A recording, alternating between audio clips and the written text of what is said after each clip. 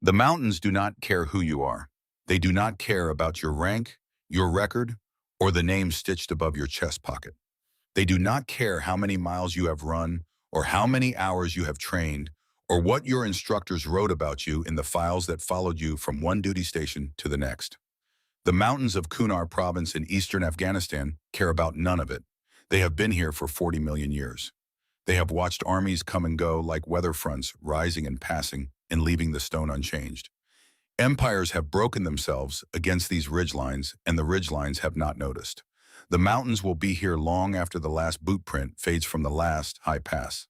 But on a morning in late October, when the temperature had dropped to 14 degrees overnight, and the sky was the color of a bruise finding its darkest hour, before the healing starts, the mountains were witness to something that gave even their ancient indifference a reason to hold still. A woman was tied to a tree, not a large woman, 5 feet 4 inches tall, 118 pounds, with dark hair matted across her face and blood dried in a thin line from her left temple down to her jaw. Her wrists were bound above her head with steel wire, not rope, not zip ties, but wire, the kind used to secure cargo in the back of military trucks, and the wire had bitten through the outer layer of skin on both cuffs and left wounds that would need stitches if she survived long enough to receive them. Her feet did not touch the ground. The full weight of her body had been hanging from her shoulder joints for so many hours that the muscles along her trapezius and rotator cuff had moved past pain into a deep structural numbness that she recognized from her training as the body's last reasonable defense before something structural gave way. She had been hanging there for 19 hours. 3 men stood around her. 2 carried rifles. The third held a flashlight trained on her face even as the morning grew pale and the tactical need for artificial light dissolved into the gray dawn. He was asking her something in Pashto, then in English. His English was halting in some places and precise in others, which told her something about where he had learned it and how long ago. "Last chance," he said, "last chance to tell us something useful." She did not answer him. She did not scream. She did not beg. She did not cry or bargain or lower her eyes. She looked past his shoulder, past the rifles, past the line of pine at the edge of the clearing, and fixed her gaze on the eastern horizon where a band of copper light was slowly drawing a line between the mountain ridge and the sky. She was counting, not hours. She had stopped counting hours somewhere around midnight when the counting became counterproductive, and she had redirected that mental energy toward things that were useful. She was counting other things now: the rotation interval of the guards, the behavioral patterns of the man who asked questions, how his posture changed when he expected an answer, versus when he had already decided the session was ending. The distance from her position to the nearest point of cover if her hands were free. The wind speed off the eastern face of the mountain, reading it against the movement of dry grass along the clearing's edge. She was still doing the job. The man with the flashlight said something to the others in Pashto. One of them made a sound that was not quite a laugh, more the exhalation of someone who has been awake too long and has found the situation less interesting than it was 6 hours ago. The sound moved through the cold morning air and dissolved against the rock face behind her without leaving a trace. She breathed in for 4 seconds, held for 7, released for 8. Her heart rate had been below 60 beats per minute for the last 4 hours. Her father had taught her that. When the narrator's voice comes, it is the voice of a man who has stood on ground like this. A man who knows what it costs, not in abstractions, but in the specific physical permanent currency of things that happen to a body and to a mind and do not fully unhappen afterward. It is not a voice that performs the drama. It is a voice that has absorbed the drama and come out the other side of it quieter and more deliberate for having done so. In 19 hours on that tree, she did not give them a single word, not one syllable, not a sound that could be shaped into information. And when the extraction team reached her position just after dawn, what they found beneath the blood and the frostbite and the wire marks on her wrists was not what any of them had been prepared for.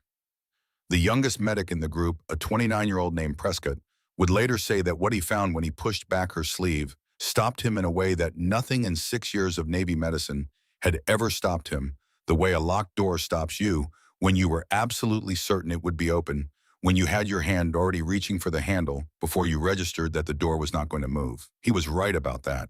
But to understand what he found and why it stopped him the way it did, you have to go back 6 weeks. You have to go back to a morning at Fort Bragg when the air was still carrying the last weight of summer, and a woman walked through a gate and nobody knew what had walked in with her. Fort Bragg, North Carolina, the first week of September. The humidity that settles over the Carolina Piedmont in late summer was still present in the way of a guest who has overstayed but not yet acknowledged it, heavy and persistent in a way that made the early mornings feel thick. The unit had been operating out of a nondescript building on the eastern edge of the installation for 3 years. It had a designation, a chain of command, a deployment window to eastern Afghanistan, scheduled for 3 weeks out, and a vacancy in the one position that no operational team could carry into the field without. They needed a medic. The man who signed the requisition was Captain Marcus Briggs. Briggs was 47 years old and carried his age in a specific way, not in deterioration but in density, as though the years had compacted rather than worn him.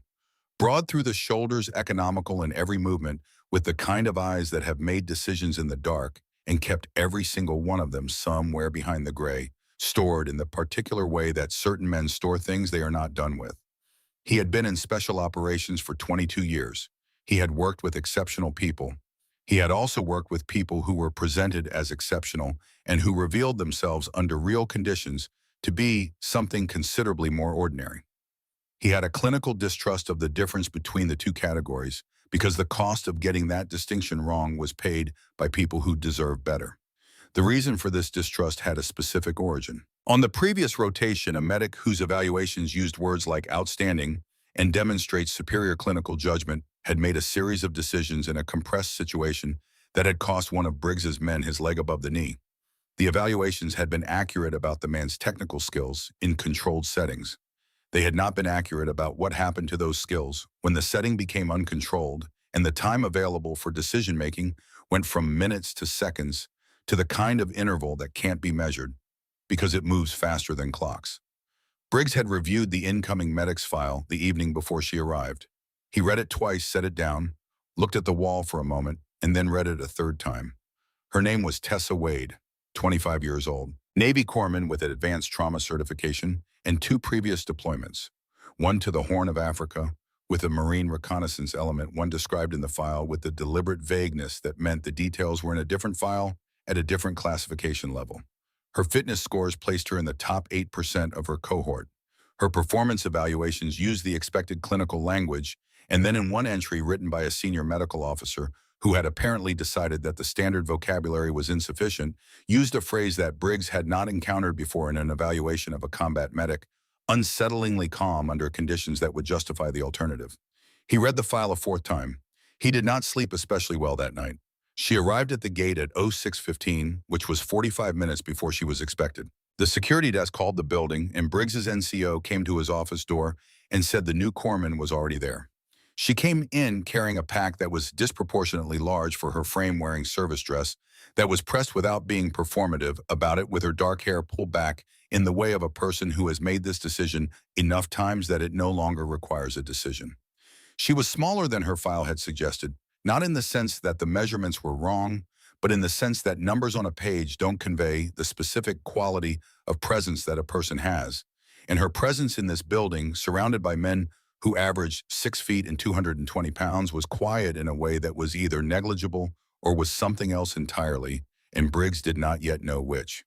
He introduced her to the room with the same economy he brought to everything. Name roll deployment window. He told her the team would need 72 hours to assess fit.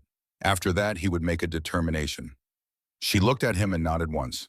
She did not produce credentials, did not offer context for her file's less specific entries, did not perform the subtle, practiced confidence display that most people, good people, capable people produce when they are aware of being assessed and want to influence the assessment. She simply occupied her space and acknowledged the terms she had been given.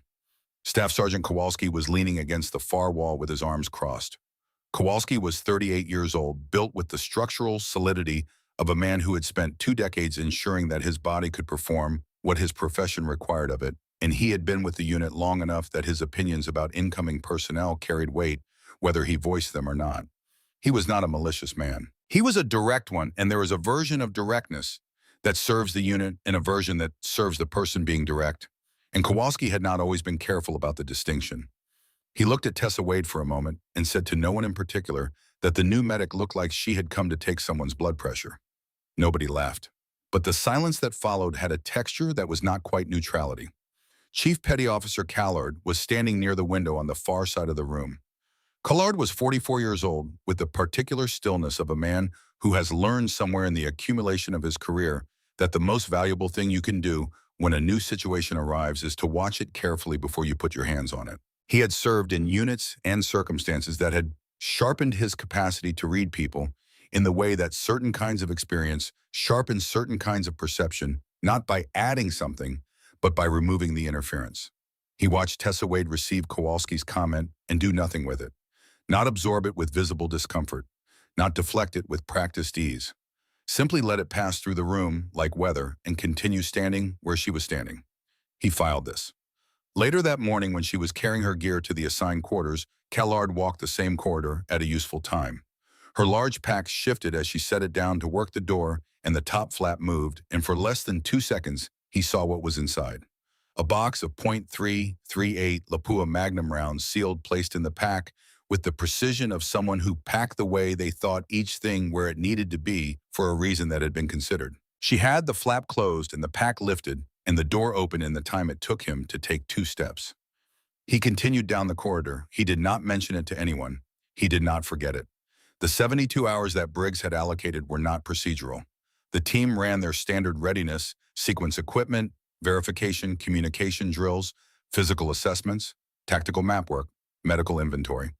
The kind of sustained evaluation that looks routine from the outside and is designed to be revealing from the inside, because what it reveals is not whether a person can perform tasks, but whether they perform them in the way of someone for whom the tasks are an expression of something genuine, or in the way of someone for whom the tasks are a performance of something they want to be believed about themselves.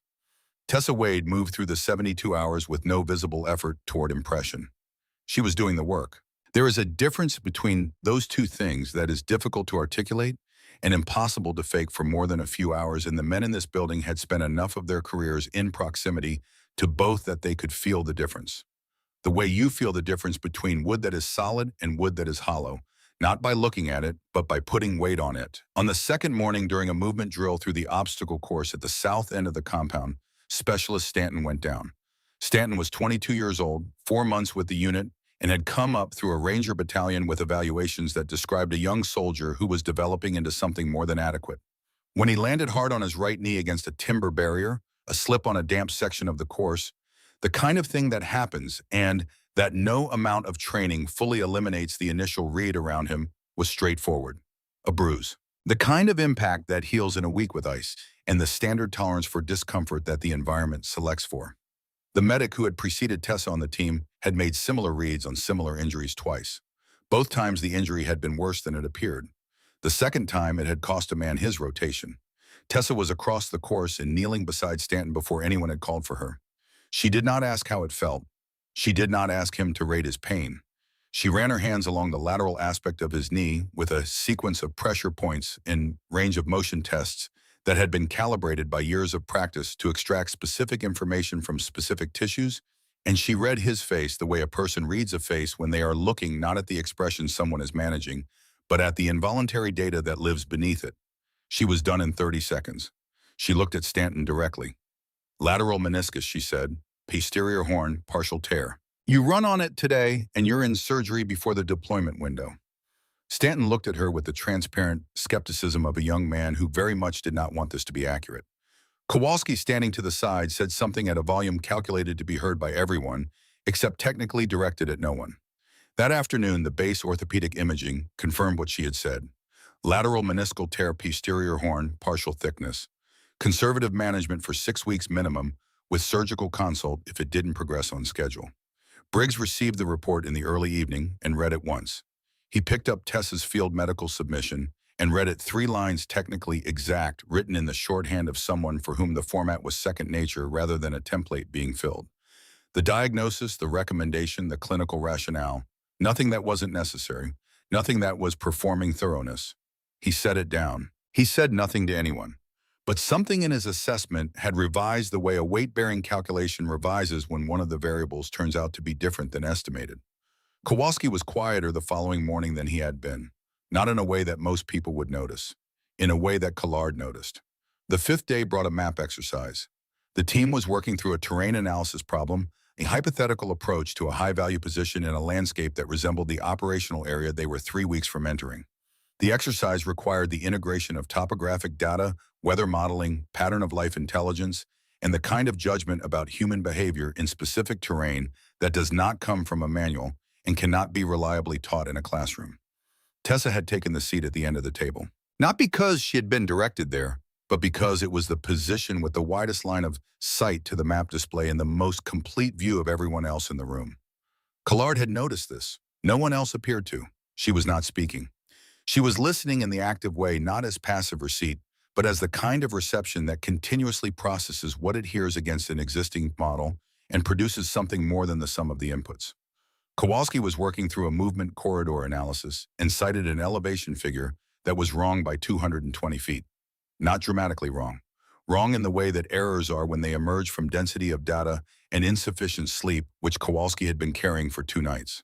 Tessa said without looking up from the notes she had been making, the corridor sits at 4,420, not 4,200. The difference puts the approach inside the shadow cast by the northern ridge at the relevant time of morning, which changes both the visibility conditions and the thermal profile for anyone working the objective from elevated observation. She had not looked at the map when she said it. Kowalski looked at the elevation data. He looked at the map. He looked at her. She had already returned to her notes. Something moved through the room.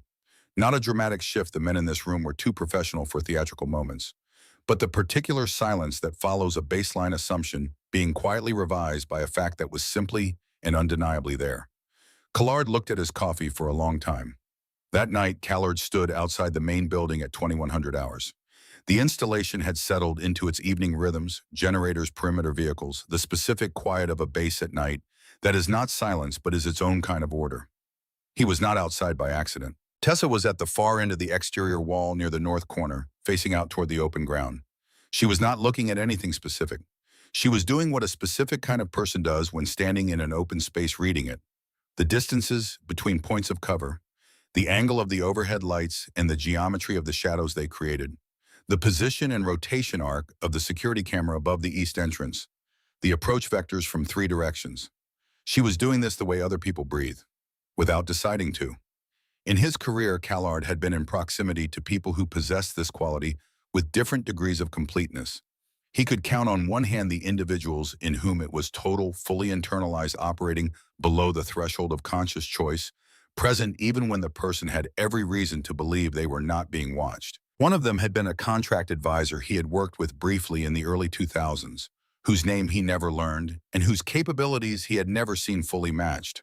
One was himself on his best days under optimal conditions. One had been a man named Daniel Wade. Collard went back inside and sat with that information until he was done with it, which took a while. 3 weeks later, the team was in Kunar province, and the mountains were doing what mountains in Kunar do in October, being cold steep and organized entirely for their own purposes, rather than for the convenience of anyone attempting to move through them. The terrain had been worked over by 30 years of conflict and carried a second geography, layered over the physical one cleared fields of fire observation positions, the buried institutional memory of everyone who had ever fought here, the specific hazards that accumulate when a landscape has been used as a battlefield long enough that the battlefield becomes part of the landscape itself. The first week was reconnaissance, pattern of life collection observation, no direct action. The team moved with the practiced discipline of people for whom moving quietly through difficult terrain at night has become a professional ordinary, not comfortable, never comfortable, but normalized in the way that sustained exposure normalizes things. Tessa moved with them, at their pace over their terrain, carrying her kit through conditions that make kit heavy in ways that don't show up on a training schedule. She ate when there was food. She slept when there was a window for it. She ran medical checks morning and evening and maintained the kind of continuous, low-grade situational awareness that the rest of the team over those first days began registering without articulating the way you register the quality of air in a space without consciously analyzing it, processing the information without putting it into words. Kowalski had been recalibrating since the map exercise. He had not said so. He had not apologized for the comment on the first morning, which sat in the ledger he kept for himself, in the way that certain men keep ledgers silently, with the intention to balance them when the right moment arrived. He watched her work.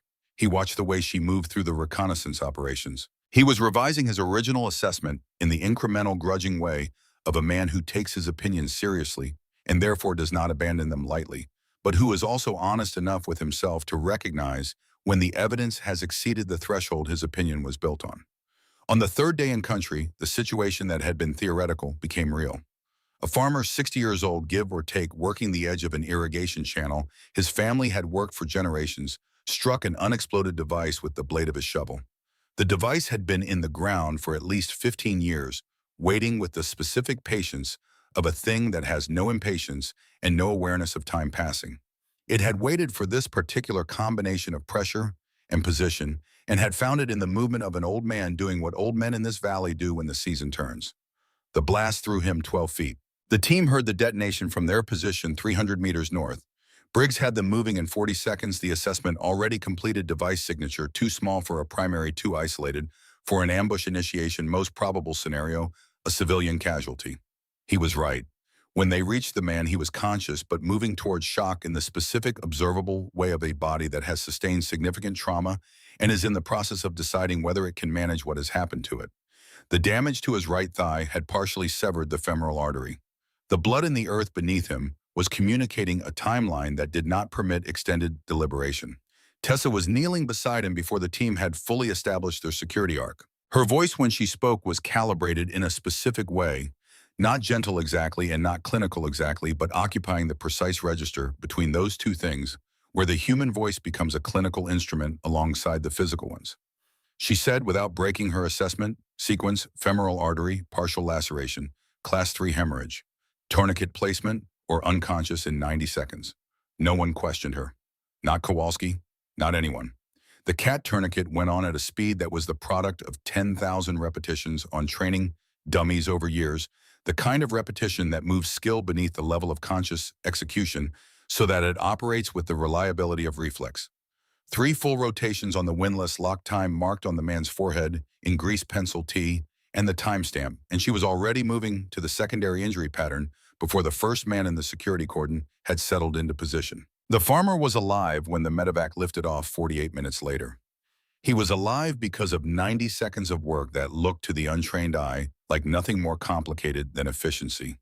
To Briggs's eye, to Callard's eye, and to Kowalski's eye, in a way that settled something that had been unsettled in him since the map exercise, it looked like the product of a mind and a pair of hands that had been doing this long enough that the work had moved past skill into something closer to nature.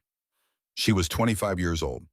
That night, after the team had cycled through the watch rotation and the temperature had dropped another 8 degrees, and the stars over the Kunar Valley had the density and clarity that altitude and coal produce, Tessa sat outside the patrol base for a time after the last medical check.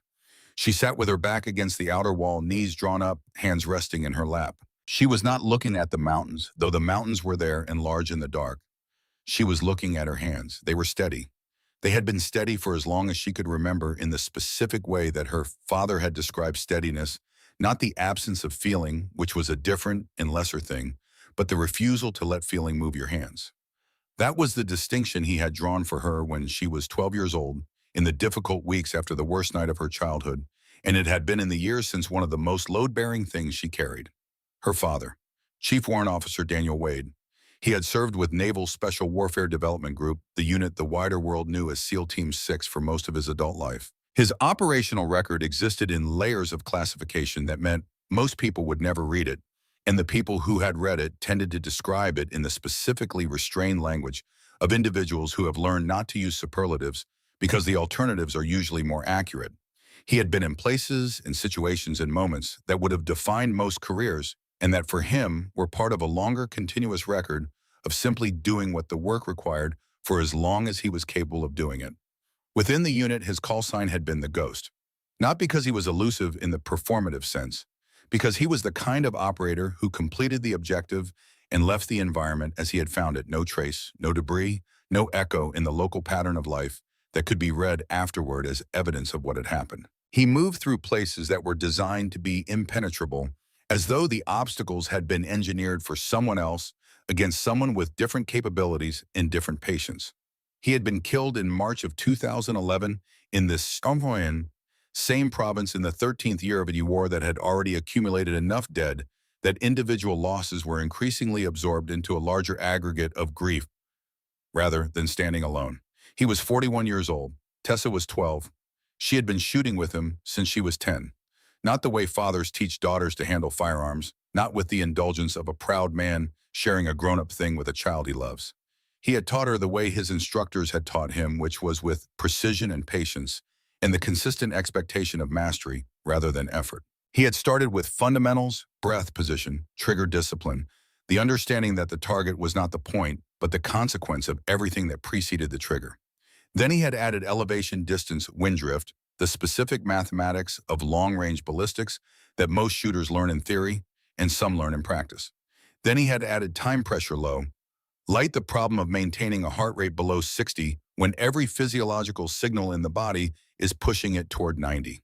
She had been good at it from the beginning, not because of the training which was necessary, but not sufficient, because something in her, something that existed before the training began and that the training had found and shaped without creating, was built for the particular combination of patience and precision that the work required. She was built for stillness, for waiting, for the specific discipline of being entirely present in the real situation rather than the anticipated one. Her father had seen this and had named it for her once when she was 14, standing on a range in the blue Virginia morning after she had put 5 consecutive rounds into a group smaller than a quarter at 600 yards. He had not praised the shooting. He had said, "That's not the skill. The skill is the stillness. The shooting is just where it goes." She had understood intellectually at 14. She had understood in her body at 17, the first time she had been in a situation where the stillness had been tested by something other than cold weather and discomfort and time.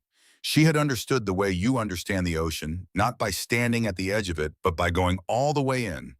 Then he was gone, and she had made a promise. She had sat across from her mother at the kitchen table in their house in Virginia, 7 days after the box had arrived with its specific government packaging that communicated its contents before it was opened. Her mother was a quiet woman who had married a man who spent half his life in places she couldn't know about and had built a life around that fact with the same practical acceptance that she brought to everything that couldn't be changed. She had looked at Tessa across the table with the expression of a woman who knows what is about to be said and has been preparing for it and is still not ready. Tessa had said she was going to serve, that she needed to.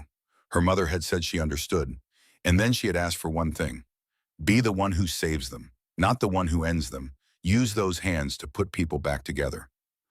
Tessa had honored this. For 7 years, she had honored it with genuine commitment rather than reluctant compliance, because she had found in the medical training she pursued with the same relentless focus she brought to everything that healing was not a lesser expression of what her father had given her, but a different expression of the same underlying truth that the work was to take care of the person next to you, whatever form that taking care required.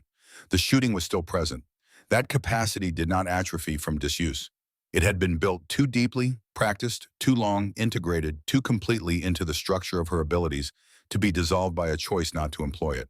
She maintained it in the private, specific way of someone who is not ready to use a thing, but is not willing to lose it. She went to ranges alone. She kept the proficiency current. She kept the box of .338 Lapui at the bottom of whatever pack was currently her most permanent address. She had not opened that box in 14 months. She looked at her hands in the dark. They were steady. She went back to work. The intelligence arrived on the 5th day in country. A human intelligence source had provided information indicating that a convoy of between 8 and 12 armed personnel associated with a specific network responsible for 3 incidents in the previous 18 months, that the team's operational brief described in the careful language of classified reporting, was going to move through a particular valley corridor 22 kilometers east, northeast within 72 hours. The network was carrying a material that the unit had been specifically tasked to prevent from crossing into the adjacent province. Briggs spent 4 hours on the intelligence package. He ran the route analysis twice, cross-referenced the terrain study against the weather forecast for the relevant window, and held 2 hours of planning with Callard before he briefed the team. The plan was observation and interdiction. Reach the intercept position before the convoy entered the valley, establish the team in a position that provided clean sight lines to both approach routes, confirm the target package, and act. Clean, professional. The kind of operation that the team had rehearsed in versions of this terrain for months. They moved out at 0300. The route was 12 kilometers of mountain terrain at night, through the cold that comes down off the high ridges after dark and settles into the lower ground with the democratic thoroughness of weather that does not make exceptions. The team moved with the specific quietness of people for whom moving through darkness and difficulty has become a professional normal. They moved in single-file spacing, maintained communication and hand signals, and the minimal radio traffic that the situation required. Tessa moved with them at their pace over their terrain, carrying her kit and everything else that the mission required her to carry. Kowalski was directly behind her for the first 4 kilometers. He watched her movement not critically, not with the residual skepticism that was still working its way through his system, but with the observational attention that his years of experience had made instinctive. She moved well, better than well. She moved with the economy of someone who had been doing this specific kind of movement long enough that the efficiency was no longer a technique, but a habit, each step placed with purpose, each adjustment of her pack made in the minimal way that minimized energy expenditure and noise simultaneously. He had seen corpsmen who could handle the pace. He had not seen many who handled it like this. He filed this alongside the other things he had been filing. They reached the intercept position 90 minutes before the intelligence window opened and established in a rocky cut above the valley floor that offered clean sight lines to the 2 most probable approach roads. Briggs placed the security arc. Collard set the communications relay. Stanton and 2 others took the primary observation position on the elevated ground to the right. Tessa placed her medical kit at the center of the position in a location that gave her access to any point in the team's arc from any direction without requiring her to cross open ground to reach any of them. She had thought about this before she placed the kit. She had thought about it the same way she thought about every placement decision, with the specific logic of someone whose job was to be where she needed to be, when she needed to be there, and for whom that logic was automatic. She settled in. She waited. She was very good at waiting.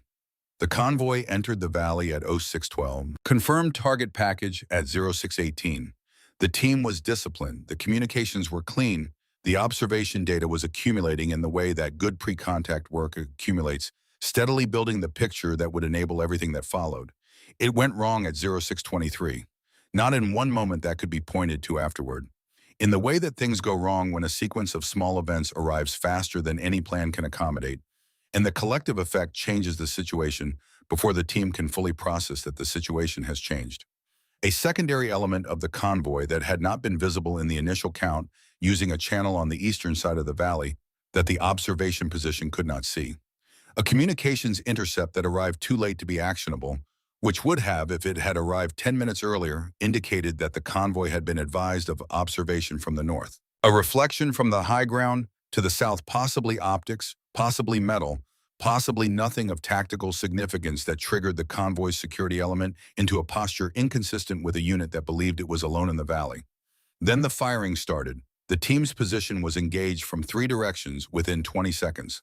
The geometry of the contact made the primary exfil route untenable immediately.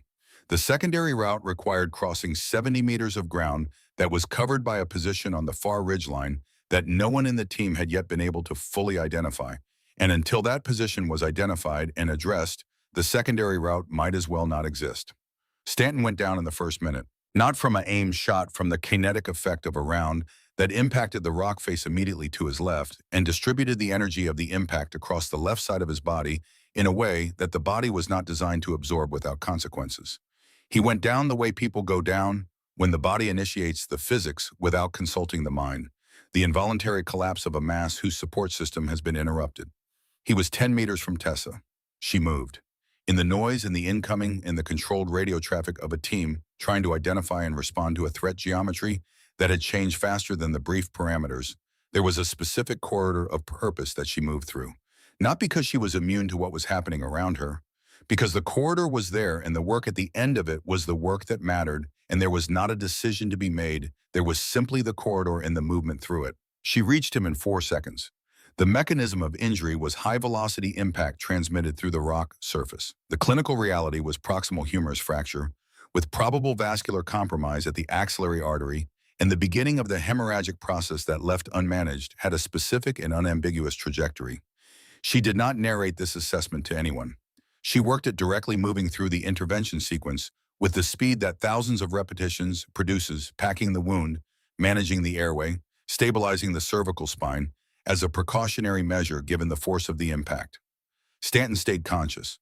This was partly physiology and partly the specific effect of her voice, which she directed at him in the tone that she had learned from experience was the most effective, not reassuring in the way of someone minimizing the situation, but present in the way of someone who is fully in the situation and is managing it. "Stay with me," she said. "Right here with me. I've got you." He stayed. Around her from the ridgeline to the east, a sniper round impacted the rock face 6 inches above Briggs's head. Then another lower that forced Briggs into a different position. The team's suppression fire could not reach the ridgeline. The distance was wrong, the angle was wrong, the available weapons were wrong for what the ridgeline required. The sniper at 820 meters approximately had the angle and the range to disassemble the team's defensive position with the methodical patience that snipers have when the counterforce against them is inadequate. Everyone in the position understood this simultaneously. The Barrett M82A1 was in Callard's pack. Callard was 40 meters to the left, separated from his own equipment by a stretch of ground that was covered by two different threat vectors. He could not reach the weapon. And even if he could have reached it, the shot that the situation required was a shot he was not certain he could make at this distance under these conditions. He looked across the position. He found Tessa. She was still working on Stanton. Her hands were at his shoulder. Her eyes were reading the ridgeline. In the same moment, Kowalski looked at her. He had not arrived at what he said next through a process of deliberate reasoning. He had arrived at it through something faster and more immediate, the synthesis of everything he had observed over the previous weeks, the map exercise and the knee diagnosis, and the way she moved through terrain at night, and the .338 rounds that Callard had never mentioned, but had apparently not forgotten all of it, synthesizing in the compressed time of a contact that did not permit deliberation into a single actionable conclusion. "Doc," he said, "can you shoot?" The words went into the firefight. Tessa looked at the ridgeline. She assessed it with the automatic arithmetic that her father had built into her over years, and that 15 more years of private practice had made so complete that it operated without requiring her to think about it separately from everything else she was doing. 820 meters. Wind off the eastern face of the mountain, reading at 11 to 13 knots against the dry grass on the valley floor. The elevation differential. The angle of morning light creating a specific shadow pattern on the face of the ridge. She looked at Stanton. She had done what she could for him in this moment. He was stable for the next 5 minutes. What he needed in the next 5 minutes was not more medicine, it was the removal of the threat that was currently making his extraction impossible. She looked at Callard. He was already moving, not toward the Barrett, he couldn't reach it. He was moving to clear the line between his position and hers, pushing the pack across the rock surface. With a controlled force that sent it sliding toward her, it stopped 4 feet from her position. She looked at Stanton one final time. "Stay still," she said. "I'll be right here." She reached for the pack. The Barrett M82A1 weighs 30 pounds. Its .50 caliber round leaves the muzzle at approximately 2,700 feet per second and carries the energy of that velocity to distances that make most other weapons irrelevant. Its recoil against a shoulder that is not prepared for it has been described in training documentation as sufficient to cause clavicular fracture. Tessa pulled the rifle clear, unfolded the bipod in 2 movements that contained nothing unnecessary, went prone with the specific economy of someone for whom prone shooting is a native language. She made one adjustment to the elevation turret, a number she arrived at through the arithmetic that had been running in her background since she first identified the ridgeline range drop wind correction, the specific angular compensation that the elevation differential required. She found the position through the scope. The sniper on the ridgeline was capable, good enough to be nearly invisible, using the terrain with the competence of someone who had operated in this landscape for years. A fighting position that used the rock and shadow intelligently, that had been chosen for its angles of fire and its difficulty of observation. But at 820 meters, physics imposes requirements that cannot be entirely designed around. There are angles of cover that cannot be simultaneously maintained. Micro-movements that are invisible to most observation, but not to eyes that have been looking at targets at this distance for 15 years. A specific signature in the rock shadow that told her where the barrel was before she could see the barrel. She breathed in. 4 seconds. She held. 7 seconds. The contact was ongoing around her. She was aware of it, the team's weapons, the incoming from the valley floor, the radio traffic, the entirety of the situation. She was aware of all of it, and she placed it in its correct relationship to the specific geometry of this breath and this trigger and this distance, which was the thing that required her complete attention right now, and she gave it her complete attention. She exhaled slowly. She fired. The first round impacted 38 centimeters left of the targeted position. She saw it through the scope in the fraction of a second before the recoil took her off target. She worked the adjustment, a specific small correction that the first round had given her the data to make and reacquired. She controlled her heart rate through the technique her father had given her, which by this point in her life had moved entirely below the threshold of conscious effort. She fired the second round. The ridgeline went quiet. The quality of the silence that followed was different from the silence that had preceded it. The contact in the valley floor was still ongoing. The incoming from the secondary positions was still present, but the specific and methodical threat from the high ground to the east was gone, and the team's position without that angle of fire pressing them from above had enough room to work with. Tessa placed the Barrett down. She was back at Stanton in 4 seconds. His color was holding. His pulse was adequate, not strong but adequate. She checked the wound packing, adjusted the pressure along the medial margin, where the hemorrhage was trying to find a path around the tourniquet, looked at his face. "Still with me," she said. He looked at her. His eyes were focused. His mouth moved in the approximation of a response. She stayed with him. From across the position, through the managed noise of the continuing contact, she heard Kowalski's voice on the radio, controlled precise, giving the team the updated threat geometry now that the ridgeline position had been eliminated. She heard Briggs responding with the reorientation order that the change in geometry made possible. She heard the team beginning to move to use the window that had just been created to push back against the contact from a position of better options than they had had 30 seconds ago. She kept her hands on Stanton and her attention on his vital signs and her heart rate where it needed to be, which was where her father had taught her to keep it, which was where she had kept it through everything. The valley turned. The contact did not end. These things do not end in neat moments, but its character changed from a team managing a position that was becoming untenable to a team with the initiative beginning to shift back in their direction, and the shift was consequential. Briggs moved through the team's arc and reached Tessa's position. He looked at Stanton. He looked at Tessa's hands on Stanton's shoulder. He looked at the Barrett on the rock where she had placed it after the second shot. He did not say anything for a long moment. Then he said, "Who are you?" She looked up at him. She said, "I'm your medic, sir." It was accurate. It was complete. It was also the most carefully insufficient answer she could have given, and they both knew it. He held her gaze for a moment longer. Then he went back to managing the contact. Because there was still a contact to manage, and Tessa Wade was still doing her job, and the question of who she actually was going to have to wait for a different hour. The valley was cold, and the morning was bright, and the ridgeline to the east was quiet and 820 meters away. Something that had been a threat was not a threat anymore. Both hands. That was what it had taken. Both hands switching between the work they were built for and the work they had been given in the space of 4 seconds, without losing anything in the transition.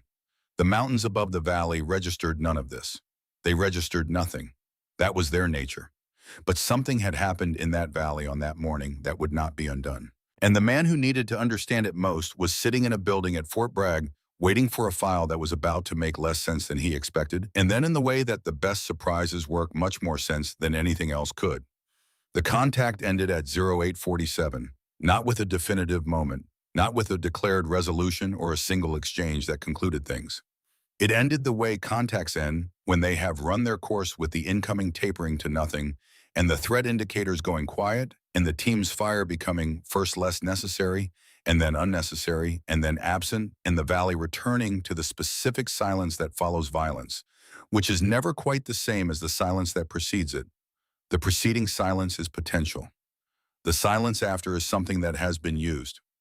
Briggs called stand down at 0851 after 3 minutes of confirmed no contact. The team went through the immediate aftermath procedures with the compressed efficiency of people who have done this enough times that the sequence is automatic personnel, check equipment, consolidation, threat, geometry assessment for secondary contact communication up the chain. The choreography of professionalism in a space that has just stopped being dangerous and might not have finished. Stanton was alive. Pale in significant pain that he was managing with the jaw-set discipline of a young soldier who understood that making noise about it served no one left arm. Not doing what his left arm was supposed to do, but alive, coherent, able to tell you his name and the current date and the answer to the question Briggs asked him about the name of his unit, which was the question Briggs asked every casualty as a rapid consciousness assessment in which Stanton answered without hesitation. Tessa had not left his side. She was listening to his chest with a cheap field stethoscope, functionally adequate, the kind of equipment that exists to do the job rather than to do it elegantly, moving it across his thorax in a sequence that was methodical in the way of someone who moves methodically because they are looking for something specific and have not yet decided whether they have found it. Then she went still. Not the stillness of a negative finding, the stillness of having found what she feared finding. She looked at Briggs. Tension pneumothorax, she said. Right side. Building. The words carried their clinical meaning efficiently and carried a deeper meaning underneath for anyone who understood what they represented in a body and in time. Air accumulating in the pleural space with no exit pathway, compressing the lung against the heart, progressing without any tendency towards self-correction. Left unaddressed, it moved through a predictable sequence, worsening respiratory distress, cardiovascular, compromised cardiac arrest. The timeline was not generous. The cause was the blast effect from the initial impact, the kind of secondary injury that arrives after the primary wound has absorbed all the attention, the kind that has killed more people than the wound that distracted from it. Kowalski was 6 feet away. He looked at Stanton and then at Tessa. He said, "What do you need?" She said, "Keep everyone back." She opened the kit. The 14-gauge angiocatheter was where it had been every time she had checked the inventory, which was multiple times since they had arrived in country, because she had the specific professional habit of knowing where every critical item was at all times in the way you know the position of things in a space you live in without looking, without searching, with the immediate certainty of familiarity. She found the landmark on Stanton's chest. Second intercostal space midclavicular line. She cleaned the site. She said to Stanton, "You'll feel pressure and then you'll hear something. Don't move." He didn't move. The needle went in. The sound that followed, brief, decisive, the hiss of trapped air finding the exit it had been denied, was disproportionately small for what it resolved. Stanton's next breath was visibly fuller than the breaths he had been taking for the previous 20 minutes. The gray that had been settling into his face began slowly to recede towards something more consistent with a person who was going to continue existing. Tessa secured the flutter valve, checked his pulse, checked his respiratory rate, looked at his eyes. "Better," she said. "Better," he said. She stayed with him. The team was quiet for a moment that was neither short nor long, but was specific, the moment in which multiple people are simultaneously processing what they have observed and arriving at conclusions that they do not yet have the language to share with each other. Kowalski looked at the Barrett on the rock. He looked at the ridgeline. He did the arithmetic because he was the kind of man who did arithmetic and expected it to produce reliable answers. And the answer this arithmetic produced was not one he had been carrying as a possibility 3 hours ago. He looked at Tessa, who was completely occupied by the patient in front of her and had not looked at the Barrett since she put it down. The arithmetic didn't leave room for the conclusions he had walked through the gate with on the first day. Briggs came to her when the medevac had been called and the LZ had been prepared and the team had settled into the patient watch that accompanies waiting. He came to her directly without the kind of preparation that announces itself. He said, "Where did you learn to shoot like that?" She was repacking the medical kit. Her hands moved through the inventory without requiring her eyes, and she spoke without looking up. "My father taught me," she said. Briggs waited for more. She did not add more. He said, "Your father was Navy." She said he was. The answer was technically accurate. It was also the kind of answer that is true in the way of a partial view, the part of the painting that is visible from a specific angle. Briggs recognized this immediately because he had been in enough conversations in which information was being carefully managed to recognize the quality of the management, and what he recognized here was not evasiveness, but something more, considered a person who had thought for a long time about what to share and had arrived at a position that she held consistently. He said, "What did he teach?" She closed the kit and looked at him directly. "Everything he could in the time he had," she said. The phrase had weight. The time he had. The past tense loaded with the specific gravity of a thing that ended rather than continuing. It landed in Briggs's hearing and stayed there in the way that significant things stay. He did not press. He left her to the patient. Collard had watched the exchange from 15 meters away. He watched it with the specific attention of a man who already possesses the answer to the question being asked and is observing the asking as a separate exercise. After Briggs moved away, Collard waited through the appropriate interval. Then he took out his communications device and composed a short message.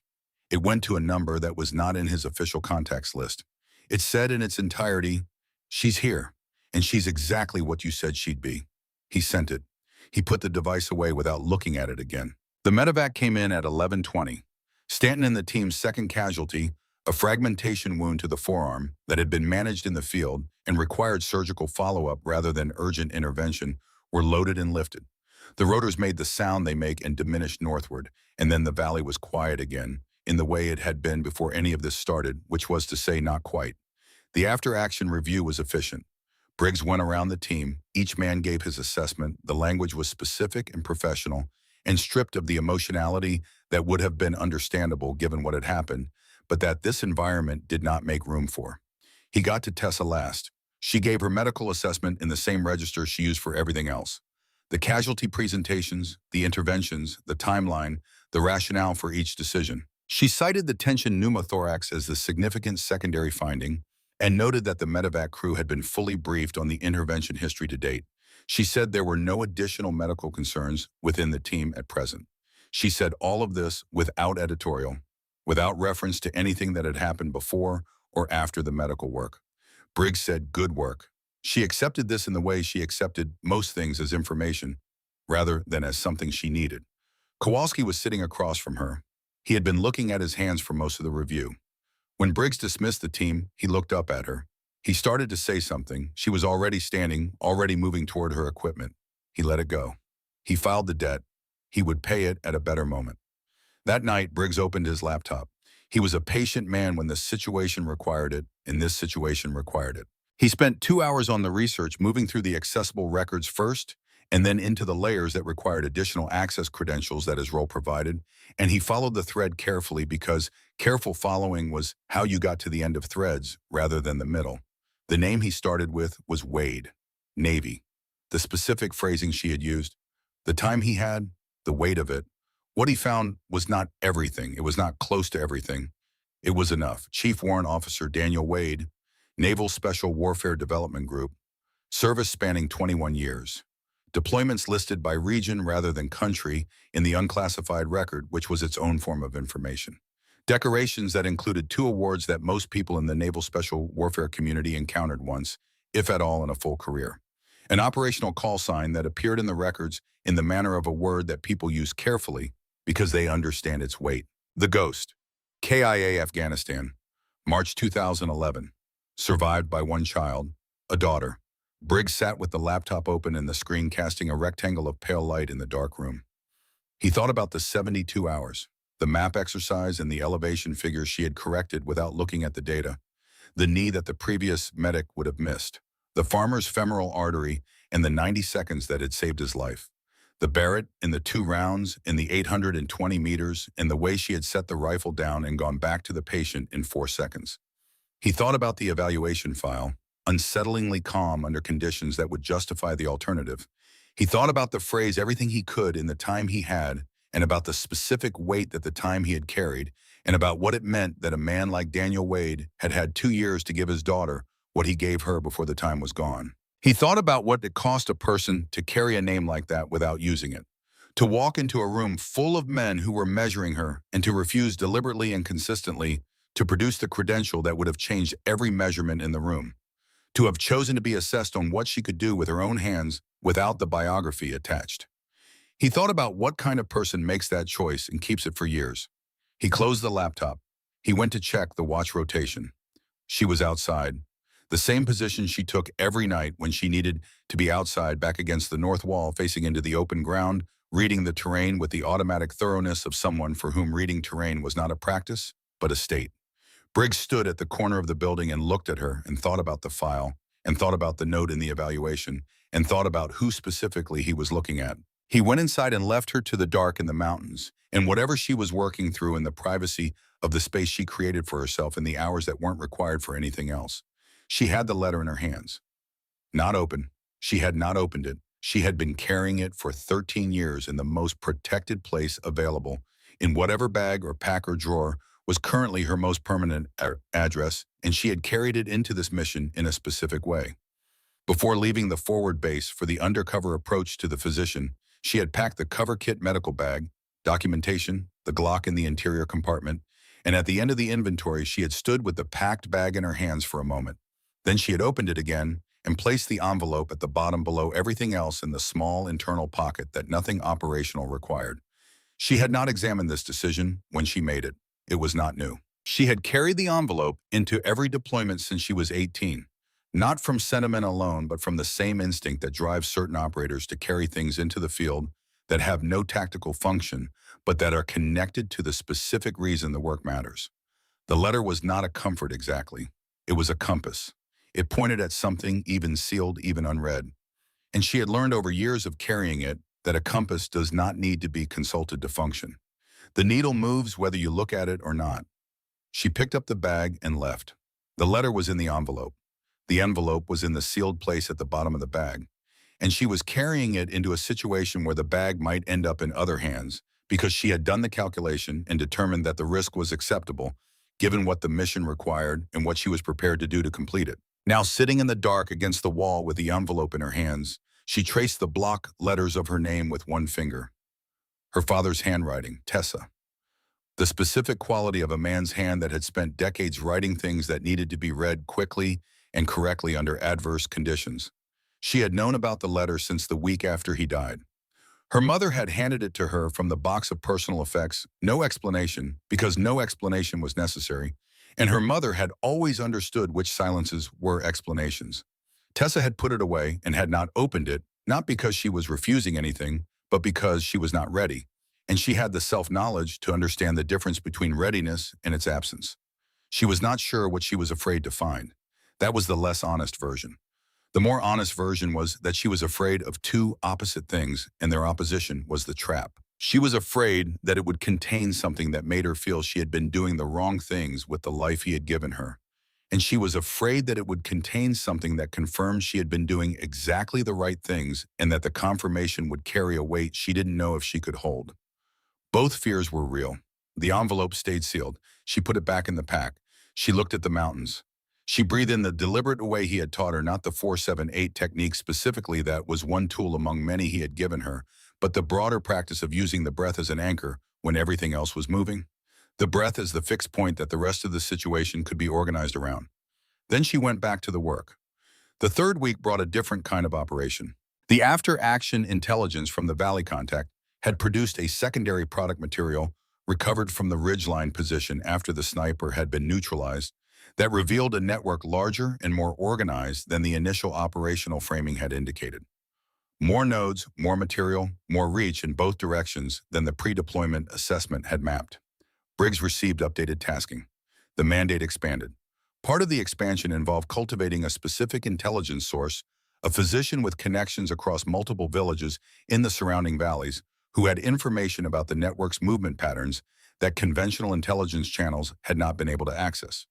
The source had communicated through an intermediary a willingness to meet. The intermediary had specified a constraint: the source would not meet with anyone who read on site as military. He would meet with someone who could plausibly occupy the civilian register, a medical professional, NGO adjacent operating without the signature of the institutional presence he had reason to distrust. Briggs reviewed the parameters and the team's personnel. He knew the answer before he finished the review. He called Tessa in. She listened to the operational parameters. She asked 2 questions in sequence: the reliability rating of the intermediary and the exfil window if the situation changed before she reached the source. Both were the right questions in the order that the operational logic required. She said she would do it. Briggs said he needed to think about it. She said, "Sir, this is what I'm here for." He looked at her for a long moment. He thought about Daniel Wade's file, about the note in her evaluation, about everything he had been collecting since the first morning and what it assembled into. He said, "Cover kit and a low-profile sidearm. You reach the source, collect the intelligence, and you are back at the exfil point within 3 hours. If anything reads wrong before you reach him, you abort without question." She said, "Understood." He said, "Tessa." She stopped. He said, "Your father was a serious man." She held his gaze. "I know," she said. She left. The village was 4 kilometers from the team's position on a track that the landscape had produced through accumulated use rather than deliberate engineering. Compacted earth, receding vegetation on both sides, technically a road in the way that a path followed long enough becomes a road. She traveled it in the late morning in clothing appropriate to the cover, carrying the medical bag that was exactly what it appeared to be from the outside. The village held 40 or 50 families organized in the pattern common to this part of the province, compounds turned inward, high outer walls. The outside world kept at the specific distance that generations of experience with the outside world had established as appropriate. She was noticed when she entered. She was always noticed in places like this. She met each set of eyes briefly without challenge, without performance, and kept moving. The intermediary was at the edge of the market, a man in his 40s managing his anxiety through deliberate physical slowness. He greeted her in Dari. She responded with the functional competence she had built through 2 years of study and one deployment in a region where the language was adjacent enough to be useful. He led her through 2 alleys and into a compound. The physician was older than the briefing had suggested. 70 at minimum, sitting in a low chair, in a room with the smell of wood smoke and the quality of stillness that comes from a space used for thinking. He looked at her with the evaluation of a man who had assessed a great many people under a great many circumstances and had developed precise instruments for the work. He spoke in Dari. The intermediary translated. He had information, he said. He was providing it because the people it concerned had killed his son, and he wanted the providing to matter. He had been waiting for someone who could do something with it. She listened. The intelligence was specific movement routes, timing personnel, counts, the identity of 2 transit points within the next 72 hours. When passed up the chain, it would give the team's operational picture a clarity that 3 weeks of reconnaissance had not produced. She thanked him and meant it. She received the information with the specific discipline of a person trained to hold significant data without changing their outward presentation, and she held it as she left the compound and began the route back toward the exfil point. She had been running a surveillance detection route from the moment she entered the village. It was not a technique she applied consciously any longer. It had moved past technique into the category of continuous background processing, the way pattern recognition in a visual field operates below the threshold of deliberate attention. She saw it at the second intersection after the market. 2 men, different directions, which was the discipline, the trained separation of a surveillance pair to avoid the obvious pairing. But they were matching her pace adjustments in a way that was inconsistent with independent movement. One had footwear too uniform for a village market, the specific uniformity of equipment that comes from a common source. Neither had the relaxed, unfocused peripheral attention of a person simply passing through a space they inhabited. She counted what was visible. She estimated what wasn't.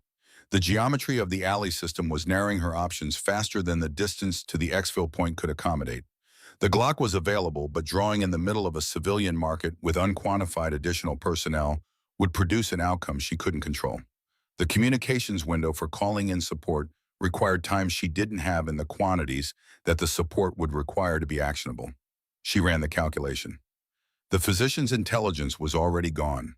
She had transmitted the compressed package from her communications device.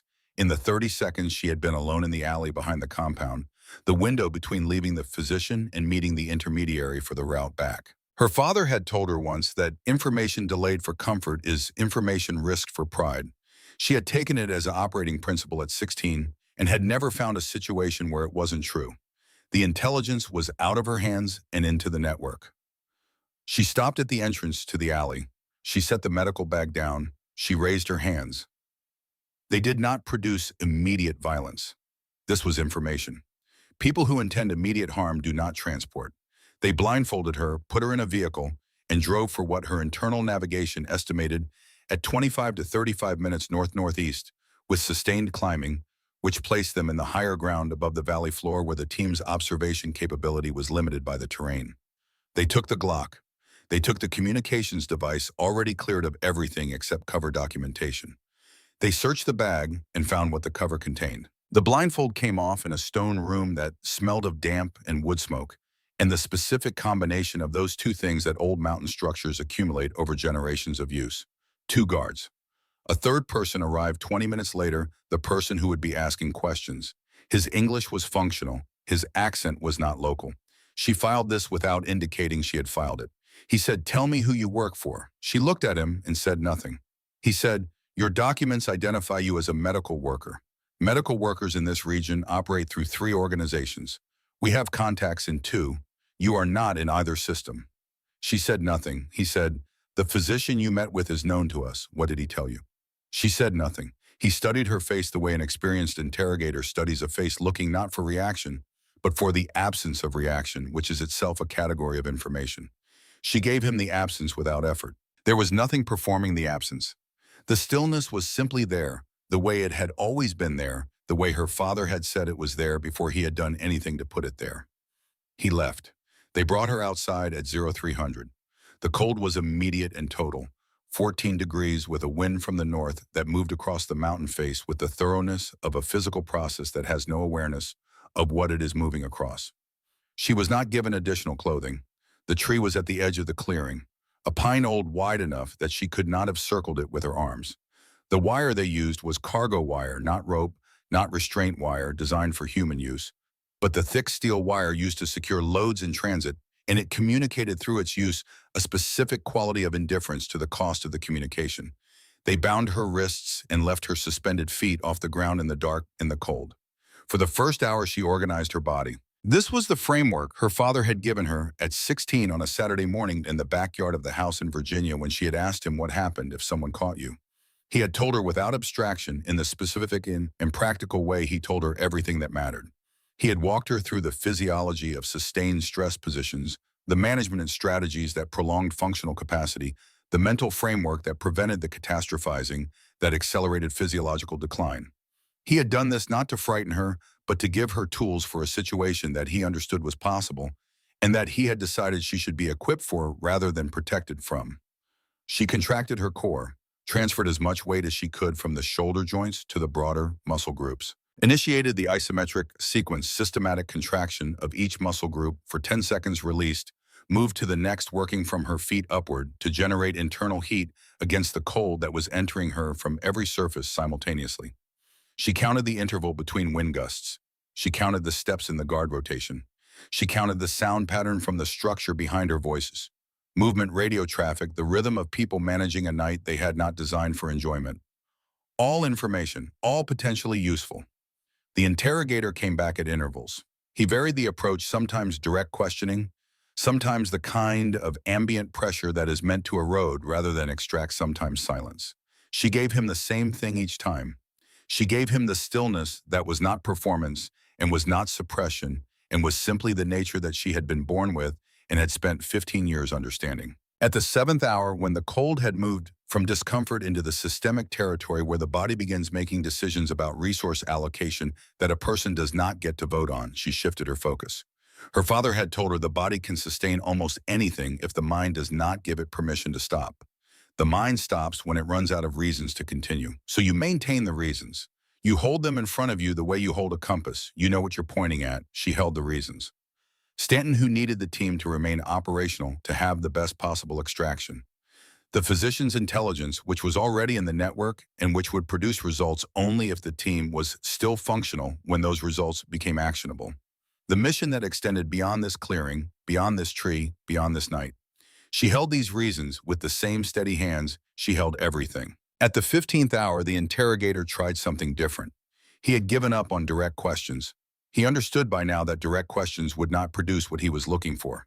He was moving to the environment, not the physical environment, which he had already deployed, but the personal one. He said things about the team she had come from, about the duration of any organized search before it became unrealistic about the outcomes that followed from that duration. She listened. She gave him nothing. Then he reached into the medical bag that one of the guards had been carrying since they arrived. She had not been thinking about the bag. The bag contained equipment and cover documentation and nothing that deviated from the cover in any way that mattered operationally, which was why she had not been concerned about it. He reached to the bottom of the bag, to the internal pocket, and he produced the envelope. She saw her name in her father's handwriting, Tessa. The block letters, the compressed, deliberate quality of a hand that had written for legibility rather than expression for most of its adult life. He held it up into the flashlight. He was watching her face. Something moved in her face. She knew it moved because she could not entirely prevent it. Not a full reaction. Nothing that an untrained observer would necessarily have read as significant, but in the specific minimal movement of the muscles around her eyes that an experienced interrogator reading a face he has been watching for 15 hours would find. The involuntary signal of recognition and loss arriving simultaneously. He saw it. Of course he saw it. He had been waiting for something exactly like it. He said, "This is important to you." He produced a lighter. He held the flame near the corner of the envelope. She looked at the envelope. She looked at her father's handwriting. She looked at the flame. She looked back at him. She gave him nothing. And she thought in the specific clarity of exhaustion past its own threshold, he can burn it. He can take the last physical thing her father wrote for her and reduce it to ash in the cold wind of this mountain. He has that power. She cannot stop him. He does not have the other thing. The meaning of the letter was not in the paper. She had understood this for years, but had not fully believed it until this moment.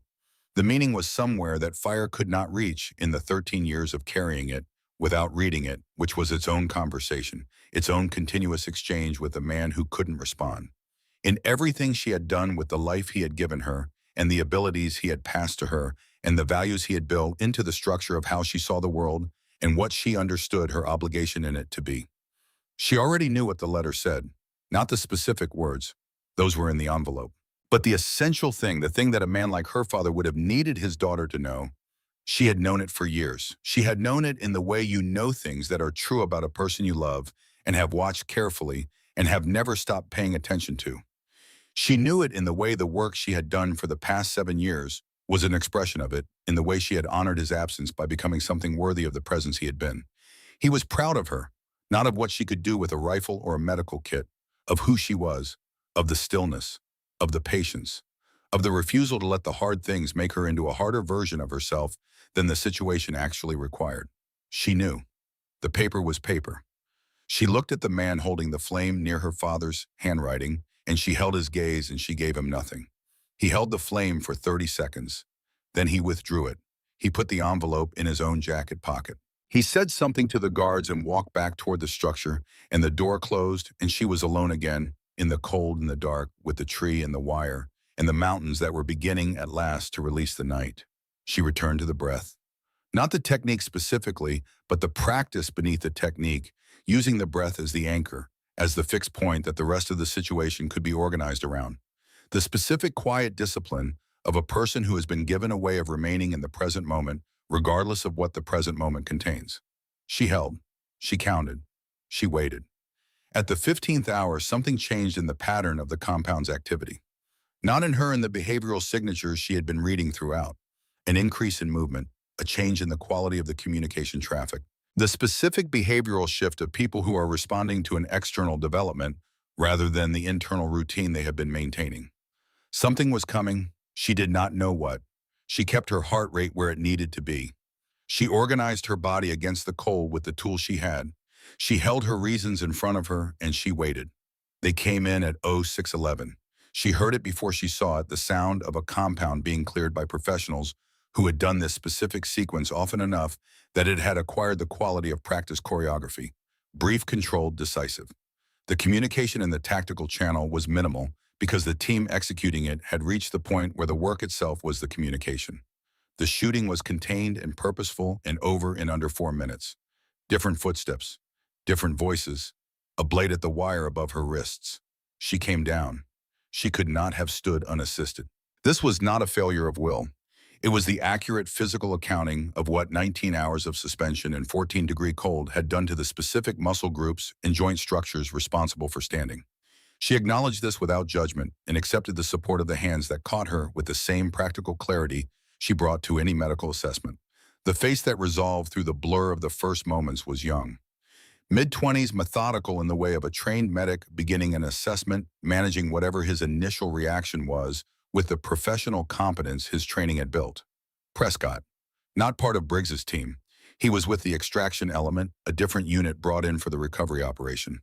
His kit identified him as a Navy corpsman. She registered all of this in the first 5 seconds. She registered something else in the next 2 seconds. The team leader of the extraction element, standing 8 meters away on a radio call, his back partially turned. She said in a voice roughened by cold and 19 hours of silence barely audible, "Don't let him see what's under my left sleeve." Prescott looked at her. He looked at the team leader. He looked back at her. She had already closed her eyes. He worked fast. Speed was the clinical imperative, and the situation reinforced it. He started with the wrists as the injury presentation required cutting away the remnants of wire and assessing what remained. The lacerations were significant. The pattern was informative. The specific wound profile of wire applied under body weight for an extended period, which told him before anyone said anything, approximately how long she had been here. He cleaned and pressed. He checked circulation distal to the injury. He checked capillary refill. Then he needed to properly assess the left wrist. He pushed the sleeve up. He saw the tattoo. It was small, placed on the inner surface of the forearm, positioned exactly where a sleeve would cover it in every professional context. The decision to put it there had been deliberate and old. The ink had the settled quality of something placed years ago, absorbed and integrated into the skin round it. The seal trident, precisely proportioned, correctly rendered, without the embellishment that decorative versions typically carry. He had seen versions of the trident before in this community you encountered them. He had never seen what was beneath it. Below the trident, in precise block characters, a designation code. Prescott looked at it, his hand stopped. In 6 years of Navy medicine in situations ranging from training accidents to active firefights, he had developed the professional capacity to continue working in the presence of significant findings, to treat the wound and process the implications afterward in the space that follows, rather than the space of the work itself. He sat back on his heels. The designation code was specific. He recognized it not from a roster, no roster would have contained it, but from a classified orientation document that a senior instructor had placed in front of him during his first week of assignment to the Naval Special Warfare Support Element, and then removed after 15 minutes, saying only that what was in it represented a standard that the community did not discuss openly because the standard existed above the level at which discussion was productive. He had read that document in the way he read everything, with full attention and complete retention. The code on her arm matched the code in that document. He looked at it again. He looked at her face, unconscious now, the composure released into the blankness of a body that had spent everything it had. He looked at her size, her proportions, the 118 pounds that had just endured what 19 hours of wire and cold and 14 degrees produced. He stood up and walked to the edge of the position. He looked at the eastern ridge, 820 meters approximately, the distance from this position to the point where the sniper threat had been eliminated. He did the range estimation with the practiced ease of someone for whom range estimation was a trained reflex, confirmed his number against the terrain features, and held it. Then he thought about the briefing he had received before the extraction. The brief had been sparse: a recovery operation, a female corpsman with unknown injuries, a compromised position. One detail in the brief, delivered with the casual precision of someone repeating a fact they considered notable: the sniper who had been pinning the original team was eliminated by one of the team's own personnel. Range estimated at 800 to 850 meters. He thought about that detail in relation to the designation code on her arm. He thought about the call sign in the orientation document, the word the document had used to describe the operational record, the specific and restrained language of institutional reverence that is different from praise in the way that great distances are different from large ones. The ghost. He went back to her. He rolled her sleeve down with the same care he had used to push it up. He finished the assessment systematically. Temperature, blood pressure, the rib fractures he found on palpation, the secondary hypothermia indicators. He prepared the IV line and the evacuation summary. He did all of this with steady hands. When the team leader came over and asked for the casualty status, Prescott gave the clinical summary: temperature, blood pressure, injuries, interventions, prognosis. He gave it fully and accurately and without editorializing. The team leader listened. Then he said, "Anything else?" Prescott met his eyes. He said, "Check the inner left forearm when you get a moment." The team leader looked at him with the evaluative attention of a man who has been doing this long enough to know when someone is telling him something oblique rather than direct, and to understand that the obliqueness has a reason. He said, "What will I find?" Prescott looked at her one more time. At the 118 pounds that had spent 19 hours on a tree in 14 degrees and had not given anyone a single word. At the hands that had built a nest into the rock to fire a Barrett at 820 meters and had set the rifle down 4 seconds later to go back to a patient. He said, "You'll find the reason this operation was not optional." The team leader looked at him for a long moment. Then he went to look.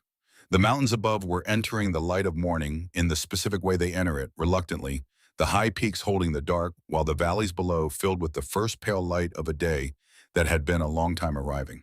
The clearing was quiet, the compound was secured, and on the ground, in the space between the tree and the edge of the position, a woman with steel wire marks on her wrists and frost in her hair was breathing with the steady, even quality of a person who has made a decision that the body is going to continue, and the body has accepted the decision, and everything that comes next will be addressed when it arrives. The designation on her arm read "The Ghost Generation 2." And the man who had just read it stood with his back to the clearing for a long time, looking at the eastern ridge and the distance it represented, and said nothing because there was nothing that the language he had available could do justice to.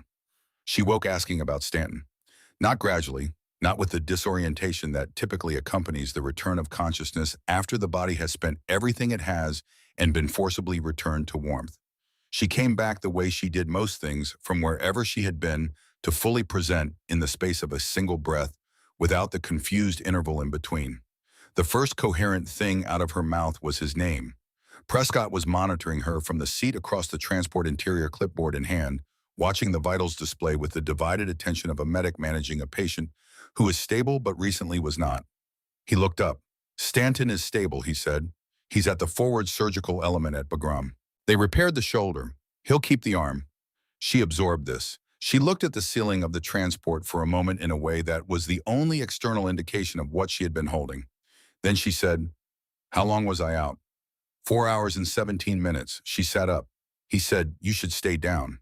She was already conducting her own assessment: temperature, peripheral sensation, grip, strength, the specific inventory of a person evaluating their own functional status against the requirements of the immediate situation.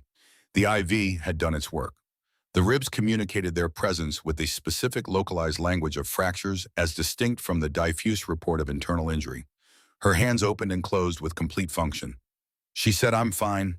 Prescott looked at her with 6 years of experience at reading those two words in every register of accuracy and inaccuracy. She was fine. Not because nothing had happened, because whatever had happened had been absorbed into the structure of who she was rather than standing in opposition to it. He had not seen this quality before in this form. He had seen resilience in many variations. This was something more specific than resilience. It was a quality of integration, the way certain materials absorb impact rather than fracturing under it. He did not push back on her sitting up. They landed at the forward base in the late afternoon, the mountains to the east going dark at the peaks, while the valley still held the last of the day. Briggs was at the edge of the landing zone. He watched her come off the transport. Moving carefully, the ribs required it, but on her own, carrying her own kit, the bandages on her wrists visible below her sleeves, and the bruising along her temple in full development. Now, after the hours since injury, he fell into step beside her. He said, "Medical assessment says 48 hours minimum before operational activity." She said, "Understood." He said, 48 hours, Tessa, not 36. She looked at him. The use of her given name, not her rank, not Wade, not Doc, which the team had arrived at with the organic precision that teams use to incorporate a person, had a specific quality. It addressed the whole person rather than the function. She said, "Yes, sir." They walked toward the main building. He said without looking at her, "Your father would have walked off a transport like that and tried to be operational inside of 4 hours. She said he would have made it in 2. Something in his expression moved in the direction of something that was not quite a smile, but was in the territory adjacent to it. They went inside. The debrief waited for the following morning after she had slept 6 consecutive hours in an actual bunk, and the base surgeon had reviewed Prescott's field assessment. The surgeon confirmed the rib fractures, re-cleaned and resutured the left wrist, 4 additional stitches where the field dressing had managed but not fully resolved, and confirmed the hypothermia had cleared without sequela. He said, "You were fortunate." She had a considered view on the role of fortune in outcomes which her father had formed in her, and which held that fortune occupied the spaces that preparation could not reach, and that the ratio of those two things was actively influenceable. She did not share this view with the surgeon because it was not what the conversation required. She said, "Thank you." She went to the debrief. The debrief was Briggs Callard and an intelligence representative who had coordinated the extraction operation. The questions were specific, and she answered each one with the precision it required. She had transmitted the package before capture confirmed. The package had been received confirmed. The intelligence product from the physician was being processed, and the initial assessment indicated significant operational value. She received this confirmation without visible response. At the end of the formal debrief, the intelligence representative left. Callard stayed. He looked at Briggs. He looked at Tessa. He reached into the kit bag he had brought with him and placed an envelope on the table between them. She looked at it. Her father's handwriting. Her name. The seal intact. The room was quiet in the specific way of a room where something significant has just arrived, and everyone present understands that the significance requires a particular kind of space. She looked at Callard. He said it was on the 3rd person we detained in the compound. Inner jacket pocket. She looked at the envelope. She had been carrying it for 13 years without opening it. A man she had never met had carried it for 19 hours. Now it was on a table in front of her, in a room in Afghanistan, and the question it represented was still there, still sealed, still waiting for the readiness she had been building toward for more than a decade. She picked it up. She turned it over once. She looked at Briggs. He said, "We'll be outside." He and Callard left without ceremony. The door closed. She sat alone in the room with the envelope for a long moment. She thought about the man who had held it above a flame. She thought about what she had thought in that moment, that the paper was paper, that the meaning was somewhere else, somewhere fire couldn't reach. She had believed it in the tree. She still believed it. But her hands were already opening the envelope. The letter was 2 pages written in the deliberate block script of a man who had spent most of his adult life writing things that needed to be read correctly on the first attempt. She read it once, then read it again more slowly in the specific quiet of a room where the only sound was the distant background of a bass that never fully stops. He had written it before the last deployment, as he had written a letter before every deployment since she was born. The same practice, the same place in the house where her mother would know to find it, the same acknowledgement that what he was preparing to do contained as a permanent possibility, the outcome that the packaging of his personal effects would communicate. He had written knowing she might be 12 when she read it. He had written knowing she might be 40. He wrote about what he had been trying to give her when he put a rifle in her hands at 10 years old. Not the skill itself, not the mechanics of long-range shooting, not the technique. He had been trying to give her steadiness, the ability to be entirely in the real moment rather than the anticipated one. He had watched other people try to teach this quality and had concluded over 20 years that it could not be taught directly, it could only be recognized when it appeared and not interfered with. He had seen it in her before he began. He had been afraid of it at first, he wrote, afraid that he was asking something of a child that grown professionals spent careers trying to develop. But he had watched her over those 2 years and understood that the steadiness was not a burden she was carrying. It was simply who she was. The training had not created it, the training had given it a language. He wrote about the letter. He said he knew she would carry it and not open it for a long time, and that this was correct, and that when she opened it, she would discover that she already knew everything in it. He wrote that is also correct. He wrote about her mother and the promise he was certain she would ask for, and his belief that honoring it was the right thing to do. He wrote that there would come a moment when the honoring of it would cost something real, and that the cost would be the price of being who she was, and he was not asking her to pay it for his memory. He was asking her to pay it for herself and for the people standing next to her when the moment arrived. The last paragraph was short. He wrote, "I have been in rooms with remarkable people and in the field with people who gave everything they had for the person next to them. What I know with more certainty than almost anything else is that the quality that makes a person worth standing next to has nothing to do with what they can do. It has everything to do with what they choose when the choice is real and the cost is real. I know what you will choose. I have always known. And that is why I don't worry about you. Not because the world isn't dangerous, because you are already everything it requires." He did not sign it with his rank or his call sign. He signed it Dad. She sat with the letter after she had finished reading it in the quiet of the room, the 2 pages in her hands and the specific weight of 13 years settling into something that was neither heavier nor lighter, but was resolved.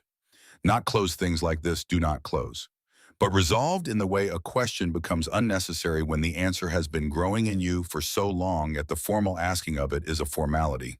She had known. She folded the letter. She put it back in the envelope. She put the envelope in the inside pocket of her jacket against her chest. She stood up and went to find Briggs. Kowalski found her first.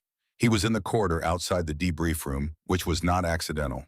She recognized this, immediately recognized it in the positioning and in the fact that his arms were at his sides rather than crossed, which was a posture she had not seen on him in any context that was not active work. He said her name, her given name. Not Doc, not Wade. She stopped. He looked at the floor and then at her in the way of a man who has said a thing in his head many times and is discovering that the version he arrives at out loud is different from any of the rehearsed versions. He said, "I was wrong about you from the first day. I made up my mind before I had any information to base it on, and I held that longer than I should have. That's not professional and it's not fair, and I know it." She looked at him. He said, "I'm not asking you to say it doesn't matter. It does matter. I'm telling you I know it does." The corridor was quiet. Somewhere down the hall, a radio was running through a comms check. The bass had its rhythms and its background, and inside all of that was this 2 people in a corridor, one of them saying a thing that cost him something, the other one deciding what to do with it. She said, "I know, you know it." He nodded. She said, "We're good, Kowalski." She said it the way you say something when the accounting has been settled rather than deferred, And he heard the difference, and something in his posture changed, not theatrically, not in the way of a performance of relief, but in the specific small physical way of a man whose shoulders have been carrying something that has just been put down. He said, "Yeah, we're good." She walked past him. He watched her go. The 48 hours passed. She spent them the way she spent recovery time when recovery was clinically indicated, and she had no choice about it as efficiently as the process permitted. She ate in the quantities that the body required for actual recovery rather than the quantities that a compressed operational schedule allows. She slept in full stretches. She worked through the physical rehabilitation sequence that Prescott had outlined for the shoulder mobility issues that the suspension had created with the same methodical commitment she brought to everything. On the second morning, she went to find Prescott. He was in the small medical station at the east end of the compound, going through his equipment inventory with the focused attention of someone who takes care of things. He looked up when she came in. She said the field work was good. The needle decompression protocol was clean. He said, "You told me not to let him see your sleeve." She said, "I know." He said, "That was your first coherent sentence." After 19 hours on a tree, she said it wasn't about the cover. He looked at her and she explained what she had told herself in the moment, that the designation code was information about the team and the operation and the people whose work it could complicate, and that information needed protection the same as anything else that needed protection. He thought about this for a moment. He said, "Can I ask you something?" She said, "You can ask." He said, "The designation, the transfer. How long have you known about it?" She said, 4 years, a retired officer who knew my father told me. He said it had been transferred into a classified record about 6 months after my father was killed. He thought I should know. He said, "Did you know what it meant?" She said, "I knew what my father meant it to mean when he carried it. He carried his designation as a commitment, not as a record of what he had done, but as a statement of what he was trying to be. I put it on my arm because I was making the same commitment, not to match him, to continue the direction he pointed me in." She said this without the weight of performance. She said it the way she said things that were simply true, flatly accurately, without making them larger than they were. Prescott said nothing for a time. Then he said, "The file for that designation, when I read it in orientation, it was one of maybe 4 documents I encountered in 6 years that I read twice. The second time not for information, but because I wasn't sure I had understood the scale of it correctly the first time." She waited. He said, "I want you to know that whatever the institutional process produces, whatever timeline it runs on the people who matter in this community, already understand what they're looking at." She looked at him. She said, "Thank you." She left. The 48 hours ended and the team assembled for a brief. Briggs entered with the compressed, purposeful economy of a man who has something to communicate and intends to communicate it efficiently. He briefed the updated intelligence picture. The physician's information combined with the intercept product from the Valley contact 3 weeks prior had produced a specific and actionable picture of the network's next significant movement. There was a window. The window was narrow. The team needed to move within 18 hours. He went through the route, the objective, the personnel assignments. He assigned Tessa to the primary element. He did this without elaboration. It was a statement of operational logic rather than a gesture, and the team read it as such. Kowalski looked at Briggs, confirming rather than questioning. Callard showed nothing. Tessa looked at the map. They moved out at 0200. The route was 28 kilometers through terrain that the maps described accurately and incompletely accurately, because the measurements were correct, incompletely, because maps cannot communicate the specific quality of mountain ground underfoot in the dark, or the way cold accumulates in the body over 4 hours of sustained movement at altitude, or the particular fatigue profile of a set of ribs that have been fractured and are healing and are now being asked to participate in something that healing ribs do not prefer. She moved through all of it. The ribs were present in every steep section, every scramble over broken rock, every moment where the pack shifted and the strapping pulled against the fracture sites. She incorporated this into her movement pattern without letting it change her pace or her position in the file. The shoulder mobility was not fully restored, but was within the functional range that the mission required. She had assessed herself against the mission requirements the evening before with clinical objectivity and had determined that she was fit for purpose. She was fit for purpose. The team reached the objective position 90 minutes before the intelligence window opened, established in the rocky outcropping above a secondary road that was the network's most probable transit road. Briggs placed the security arc. Callard set communications. Stanton's replacement on the primary observation took the elevated position. Tessa placed the medical kit. She settled in. She waited. The window opened at 0537. Nothing happened. At 0611, a vehicle appeared at the western end of the road below. At 0614, it was confirmed as consistent with the network profile. At 0619, it stopped 300 meters short of the team's optimal position. Briggs watched through his optics. He said, "Something's wrong." She was already reading it. Not through optics, but through the vehicle's behavior, the way it had stopped in a position that was tactically inexplicable for innocent transit, but precisely explicable for a vehicle serving as a probe checking for the kind of observation position the team was currently occupying. Secondary vehicles appeared, two from different approaches. The geometry shifted from an ambush the team was setting to an ambush the team was in. Briggs called contact at 0621. Three vehicles, multiple personnel approach vectors covering the primary exfil and most of the secondary. The team's position in the rocky outcropping was defensible for a short interval and would not remain so. Briggs worked the situation with the focused calm of a man who has been in situations that were worse and who understands that the correct response to a bad position is not to wish for a different one, but to work with what the position provides. Kowalski covered the right flank. Two others managed the southern approach. Collard was on the radio calling the contact up the chain and requesting the quick reaction force support that would arrive in a time frame that was longer than the immediate situation preferred. Tessa was at the center of the position, kit open ready. At 0628, the situation changed, not from incoming fire, from inside the team's own position. A team member named Garrett, 29 years old, 2 years with the unit, steady and capable in every operation she had observed him in, was covering a gap in the security arc on the north side when the ground gave way beneath him. Not an ambush, not a device, a natural failure, a section of rock shelf that had been stable for years and was not stable under his specific weight and angle. He dropped 4 meters onto the ground below the outcropping in a section of the position that was exposed to the southern approach, where one of the network vehicles had deployed its personnel. His voice came over the radio immediately. Controlled clear, the specific controlled quality of a trained soldier reporting an injury rather than expressing it. He said, "Down. I cannot feel my legs." She was moving before the last word. Kowalski would describe this later in the specific undramatic way he described things as something he was watching from 3 meters away in real time, and that he could not break into a sequence of decisions because there had been no sequence. He would say, "She heard him and she was over the edge of that outcropping inside of 2 seconds, and I don't think the decision part happened at all.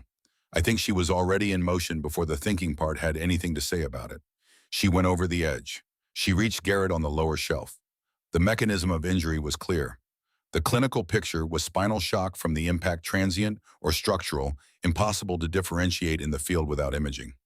No way to know whether the paralysis was temporary, the nervous system recovering from a sudden insult, or permanent, the kind of damage that stays.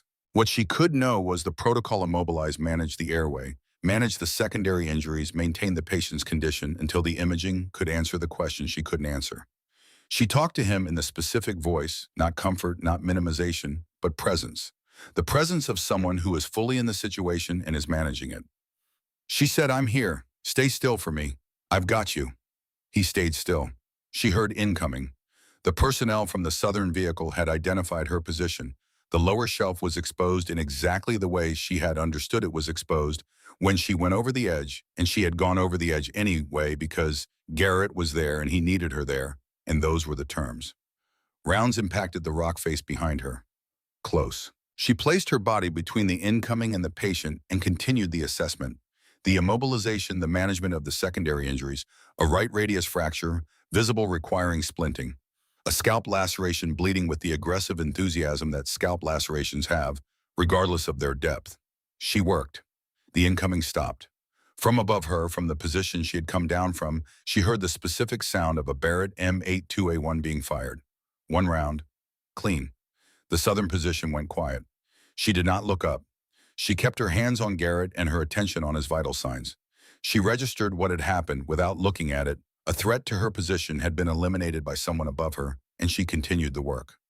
After the contact ended, she would learn it was Kowalski. He had fired a Barrett twice in training, both times at ranges under 500 meters. The southern personnel were at 640 meters. He had no spotter. He had taken the shot because she was on the lower shelf and the shelf was exposed, and there was no alternative that accepted that outcome. First round center mass. She stayed with Garrett. The contact lasted 31 minutes from initiation to resolution. The quick reaction force came in from the north, the approach vector that changed the contact's geometry decisively enough that the network personnel made the rational decision to withdraw. In the aftermath, Briggs ran his personnel check. Garrett was alive. The paralysis which had been the critical unknown, the thing that the field could not determine, and that only imaging could answer, was transient.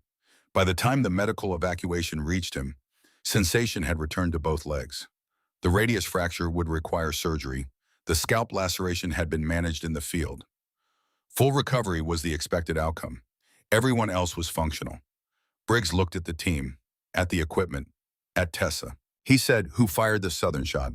"Kowalski said I did, sir." Briggs said distance. Kowalski said Callard estimated 640. Briggs looked at Callard. On Shimoa. Callard said 630 to 650. I had eyes on it. Briggs looked at Kowalski for a moment. Then he said, "Good shooting."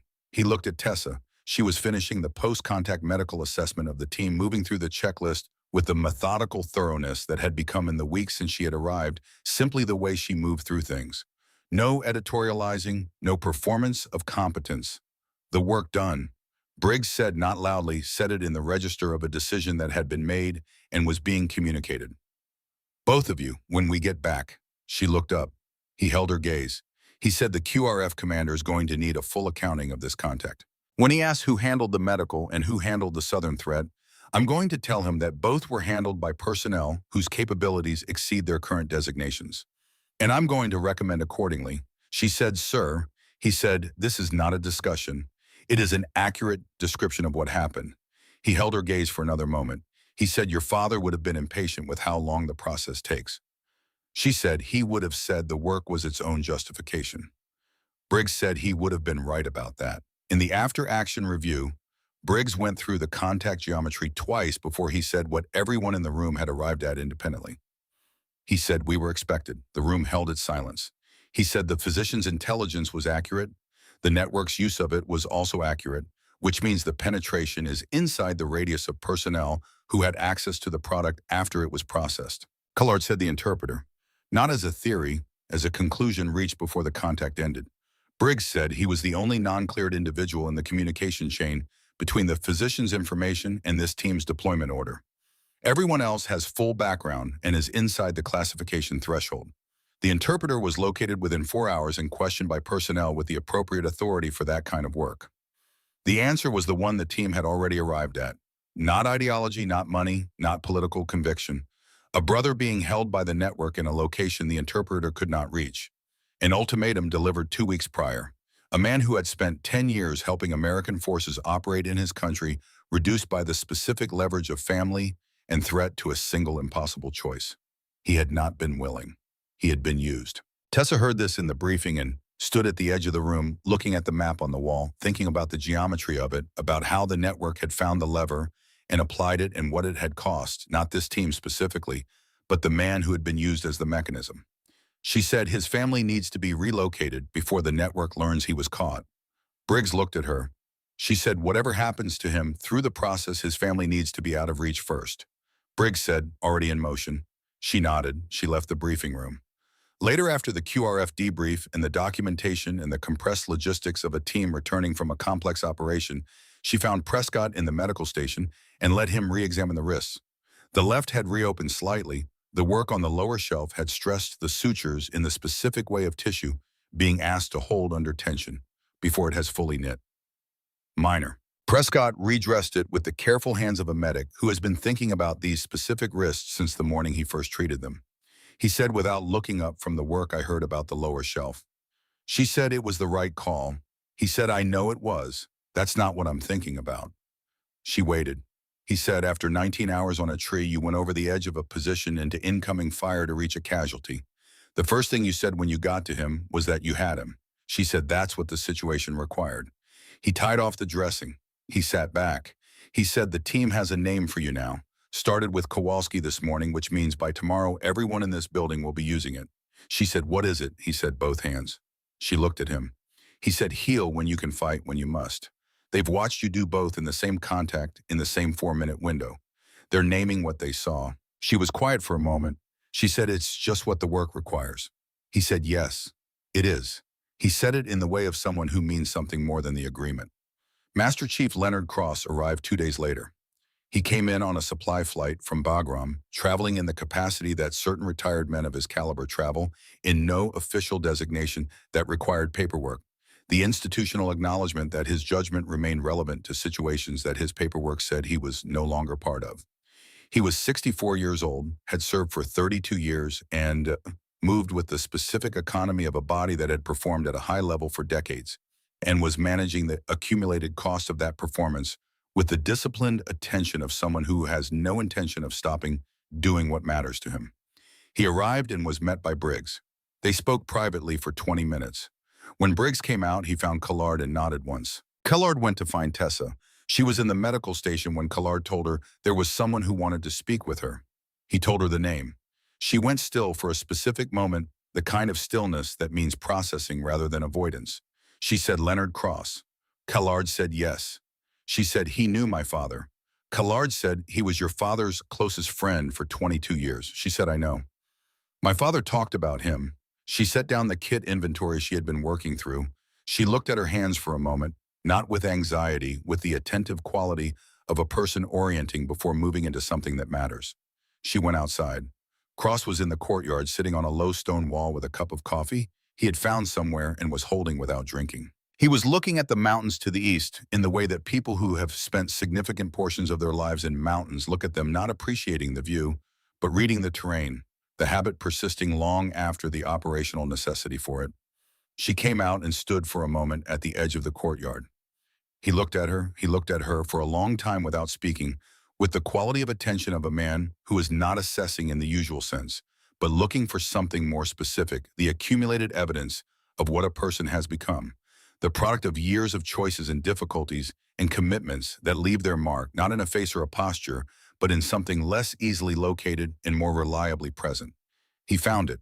He found it in the way she stood, in the steadiness that was not constructed, in the eyes that were her father's eyes, not in their color but in their quality, the quality of eyes that have learned to see what is actually in front of them, rather than what the observer has brought to the looking. He said, "You look like him." She said, "People say that." He said, "I mean the parts that aren't in a mirror, the way you hold yourself." She came and sat on the wall across from him. He said, "I was going to come sooner. When Callard's message came through 6 weeks ago, I started making arrangements. I wanted to wait until there was a moment where coming meant something more than just showing up." She said, "He told me about you. Not often, but when he did, it was with the specific way he talked about people he trusted without reservation." Cross looked at his coffee. He said, "He told me about you, too, more than you might expect. He talked about the range sessions, about watching you learn something and then watching the learning disappear into who you simply were. He said it was the most remarkable thing he'd ever seen in a student, and he'd trained some serious people." She said, "He never told me that." Cross said he didn't need to tell you. That was the point. The people who need to be told they're doing something right are learning it. You weren't learning it, you were being it. The mountains were entering the evening transition, the peaks losing their light while the valleys below held on to it for the disproportionately long time. They always do, as though height is the variable that determines how long the light stays rather than its absence. She said, "He wrote in the letter that he wasn't worried about me." Cross said he wasn't. "He told me the same thing. He worried about a lot of people. He didn't worry about you." She said, "I read the letter this week." For the first time, he said, "I know. Callard told me." She said he was right. "I already knew." Cross said, "Yes. That's what he said you would say." They sat together in the quiet of the courtyard for a time that was long enough to hold what needed to be held. Not speaking much. The kind of silence that exists between people who share a grief and a pride in equal measure, and who have found in this particular place, in this particular evening, that the two things can occupy the same space without canceling each other. Eventually, he said, "Briggs's recommendation has been submitted and is moving through the process at the pace these things move. What comes out the other end will be what it is." She said, "I know." He said, "I want you to know, from someone who knew your father better than almost anyone living, knew him, that what you have done here is not a reflection of his record. It is an expression of your own." She looked at him. He said, "He gave you a foundation. Everything built on it is yours. The 19 hours on that tree, the lower shelf. The work you have done here for 7 years in the role you chose to honor your mother's request, all of it is yours." He set his coffee down. He said he would be proud. He was proud, actually. He told me so 2 weeks before the last deployment. He said he didn't know exactly what you were going to do with what he had given you, but that whatever it was going to be right. She looked at the mountains for a long moment. She said, "Thank you for being here." He said, "It's where I was supposed to be." They sat until the last light left the mountains and the courtyard was lit only by the ambient glow of the base. Then she stood and he stood, and they looked at each other in the way of people who have said what needed to be said and understand that the saying of it was not the end of the conversation, but the beginning of something that would continue in the particular way that important things continue quietly, persistently, in the way of the work rather than the way of ceremony. She went inside. He stayed in the courtyard a while longer, looking at the dark shapes of the mountains, holding something that had been with him for 13 years, and that was not lighter now, but was different in quality, resolved in the way that a debt you have carried for a long time is resolved not by being paid, but by being honored in the only way that matters, which is forward. 6 months later, Fort Bragg, North Carolina. February with the cold that the Carolina Piedmont carries in winter. Not the brutal cold of high altitude, not the cold that strips the body and requires management to survive, but the settled, persistent cold of a season that has decided to be itself without apology. The trees bare. The sky, the specific gray of a day that will warm before it ends. The classroom was in a repurposed wing of a training facility on the south side of the installation with windows along the eastern wall that brought in the morning light at a low angle and illuminated the room more warmly than the overhead fluorescence would have. Tessa stood at the front of it. 16 students looked back at her. A mixed cohort: Navy corpsmen, Army medics, 1 Air Force pararescueman, 2 Marine reconnaissance medics. Ages from 21 to 34. Experience ranging from none to 2 deployments. The common thread was selection. Each of them had been identified through their respective chains as candidates for something the existing training pipeline didn't contain. In the 6 months since Kunar, she had been doing 2 things simultaneously. The first was recovering. The ribs had knit, the wrist lacerations had closed to thin, pale lines that were already fading in the way of well-managed wounds that heal properly. The shoulder had been the longest project, 10 weeks of structured rehabilitation that she had approached with the same methodical commitment she brought to everything and had returned to full function. She had gained back the weight she had lost in country, plus a modest additional amount from the rehabilitation nutrition protocol and the training she had resumed as soon as it was clinically appropriate. The circles under her eyes, which had been present for most of the previous 2 years in the specific way of a person managing too many things on insufficient sleep, were gone. The second thing she had been doing was building the curriculum. She had started writing it in the evenings during rehabilitation, in the hours after the physical work was done, and the base had quieted. She had started as she started everything with what was essential and the core of what was missing, the gap that the existing pipeline left unfilled, the specific and documented ways in which that gap had produced preventable outcomes in multiple operational theaters.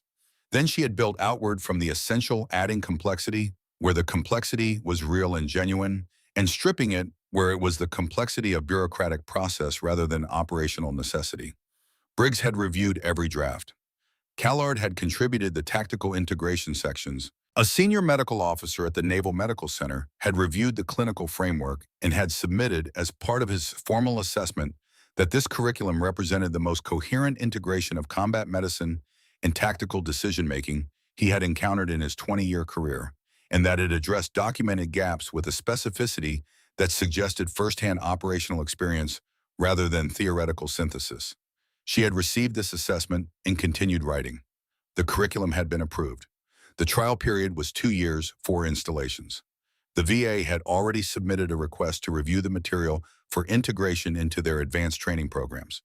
3 states were in the preliminary assessment phase. Stanton was in the 3rd row. He had returned from the surgical element at Bagram with a reconstructed shoulder and a recovery prognosis that the surgeons described as favorable, which was their way of saying that the repair had gone as well as it could go, given what had been repaired. He had enrolled in the pilot course through the appropriate channels with an application that included, in addition to the required documentation, a brief personal statement that he had written 3 times before he was satisfied with it. The statement was not required. He had included it because some things should be on the record. It said, among other things, that the person who had built this course had kept him alive when the situation had given the alternative every advantage, and that he intended to carry what she taught him forward in every situation for as long as he was capable of carrying it.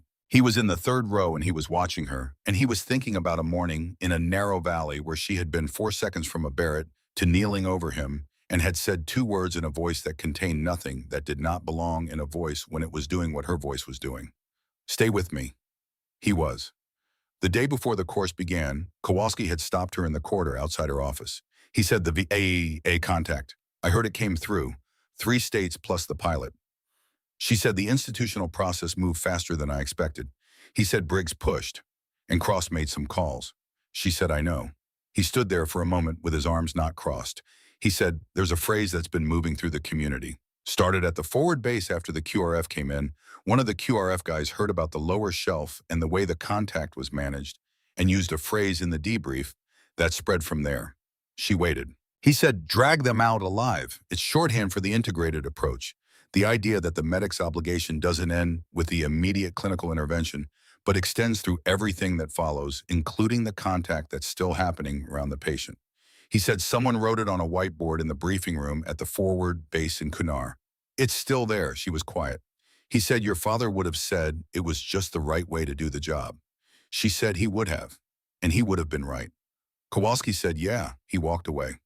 She watched him go, and she thought about the phrase, and she thought about the whiteboard in the briefing room, in a valley in Kunar where everything had happened, and she thought about the word 11, what it contained, not just the biological fact of continued existence, but the fuller meaning, the one her father had built toward in everything he had given her. Alive in the complete sense. Present. Capable. Continuing. She went back to work. On the evening before the course's second week, she called her mother. She sat on the steps outside her quarters with the phone in her hand for a few minutes before she made the call. Not hesitating, orienting, she wanted to be entirely present for it. Her mother answered on the second ring. She said, Tessa. Tessa said, hi, Mom. Her mother said, how are you? She said, I'm good. Her mother said, actually good. She said, actually good, yes. Her mother was quiet for a moment, the specific quality of quiet that means processing rather than absence. Then she said something changed. Tessa said, I opened the letter. The pause on the other end had a specific length long enough to hold the weight of what that meant, but not so long that it became an expression of being overwhelmed by it. Her mother said, when she said in country, it came back to me after something. I opened it the same day. Her mother said, and she said he was right. I already knew. Her mother said after a moment that was full without being long. He said you would. She said you both knew. Her mother said, he told me the morning after you came back from the range, when you were 14, you had been there since 6, and you came home sunburned and completely satisfied in the way that means the work went exactly right. He said she already knows who she is. We just have to not get in the way. She said he never told me that. Her mother said he didn't need to. That was the point. They talked for 40 minutes, not about operations or the course or the institutional processes that were moving at their own pace with their own timelines. They talked about the house and her mother's garden, and the winter, the ordinary continuation of a life that persisted and was good. Before they said goodbye, her mother said, he would be proud of every decision you made. She said, I know that now. Her mother said, you've known it for years. You just needed the letter to confirm what you already understood. She said he wrote that. Her mother said he told me first. They said goodnight. She sat on the steps for a while after in the February cold that was cold but manageable, the kind of cold that requires awareness but not management. The base was settling into its evening rhythms. Generators, perimeter lights, the distant sound of a vehicle with somewhere specific to be. The ordinary persistence of a place that does not stop. She thought about her father. She thought about him with the specific quality that the grief had become over the years, not the raw, acute weight of loss which had its time and its place, and had been fully present when it needed to be, but the transformed thing that loss becomes when you live with it long enough and work with it honestly enough. Not healed, because healed implies a return to a state that preceded the loss, and she was not that person and would not be. She was the person who had grown in the space the loss had opened, and growing in a space is not the same as filling it. The space remained. What changed was her relationship to it. She thought about what he had said in the letter. She thought about what it meant that everything he had written she had already known. That the knowing had been in her for years, expressed in every choice she had made, in every difficulty she had moved through, and every time she had put her hands to the work that was in front of her, rather than the work she had imagined would be in front of her. She thought about Stanton in the third row. She thought about Garrett, who was in physical therapy in Virginia, and was walking without assistance, whose spinal injury had been transient in the way that spinal injuries sometimes are when the person they belong to has had adequate care quickly enough. She thought about the farmer in the irrigation field whose femoral artery had been packed and whose life had continued because of 90 seconds of work on a cold morning in October. She thought about the physician in the village whose intelligence had produced 3 operational results that the chain had assessed as significant, whose son had not been brought back by any of it, but whose information had prevented other sons from being lost. She thought about what the phrase "drag them out alive" contained when you opened it all the way up. She stood and went back to the work. On a morning 3 weeks into the course, a message came through Briggs. He forwarded it without comment, which was itself a form of commentary. The message was from the operational planning element that held jurisdiction over the type of mission the team had conducted in Kunar. It contained a briefing schedule, a reporting location, a clearance requirement, and at the bottom of the standard template language, a single line in the specific notation used for personnel with specialized designations. Personnel bearing classification. Ghost 2 are requested to attend the initial briefing. She read it twice. She looked at the reporting date, 4 weeks out. She pulled up the course schedule. The second cohort was scheduled to begin in 7 weeks. The third cohort request from the VA and 2 additional military programs was in the final stage of approval. Stanton was already in preliminary conversations about a teaching role in the second cohort pending his rehabilitation timeline. The work was moving, it had momentum. It was early enough in its life that the momentum was still fragile in the way that new things are fragile real, and real enough to become permanent, but not yet the kind of established fact that sustains itself without the continued attention that built it. 4 weeks out, she sat with this for a long time.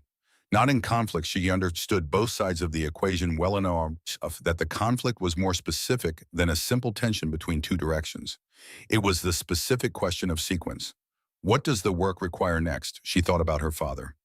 She thought about a man who had spent 21 years in asking that question and answering it in the specific way of someone who understood that the answer lived in the situation, rather than in any principle applied to the situation from outside it.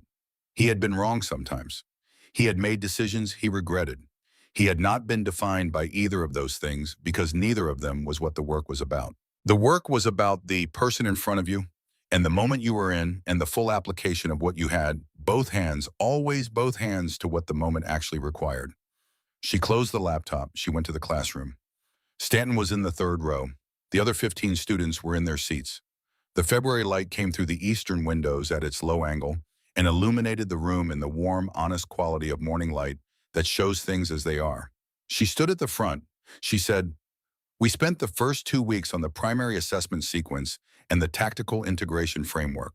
Starting today, we're moving into scenario work, real-time decision-making under conditions that are designed to be more complicated than the conditions you are prepared for." She paused. She said, "The purpose of making the training harder than the situation is not to test you. It is to build something in you that will be there when the situation is what it is and not what you were told to expect. That something is not a technique. It is not a protocol. It is the ability to be entirely in the actual moment rather than the moment you prepared for." She looked at the room. She said, "Your preparation is real. Your skills are real. Everything we have built in these 2 weeks is real and matters. And none of it is sufficient without this, the presence of mind, to use what you have in the situation that is actually in front of you." She said, "Your hands can hold a needle and they can hold a rifle. They are the same hands. They are steady or they are not. And the steadiness is not about the task. It is about what you have built underneath the task in every hour of preparation and every decision made honestly and every moment in which you chose to remain in the real situation rather than retreat from it into the one you wished you were in." Stanton in the 3rd row was watching her with an expression that the rest of the class might have read as simple attentiveness. It was more specific than that. It was the expression of a man for whom everything she was saying had already been demonstrated in a valley in Kunar province in the space of 4 seconds when she had gone from a Barrett to kneeling over him and had said 2 words in a voice that contained nothing that did not belong in it. "Stay with me." He was still staying. She said both things at the same time in the right order. "That is what we're here to learn," she began. Outside the windows, the February morning was doing what February mornings do in the Carolina Piedmont. The cold persistent but not permanent, the light increasing incrementally as the sun climbed the sky, the long, slow movement of the season towards something different. The bare trees along the perimeter of the installation held their shape against the sky with the patient certainty of things that do not need to perform their endurance. Because the endurance is simply present the way all the deepest things are present quietly, consistently, without announcement. The work was in the room. The work was in the hands.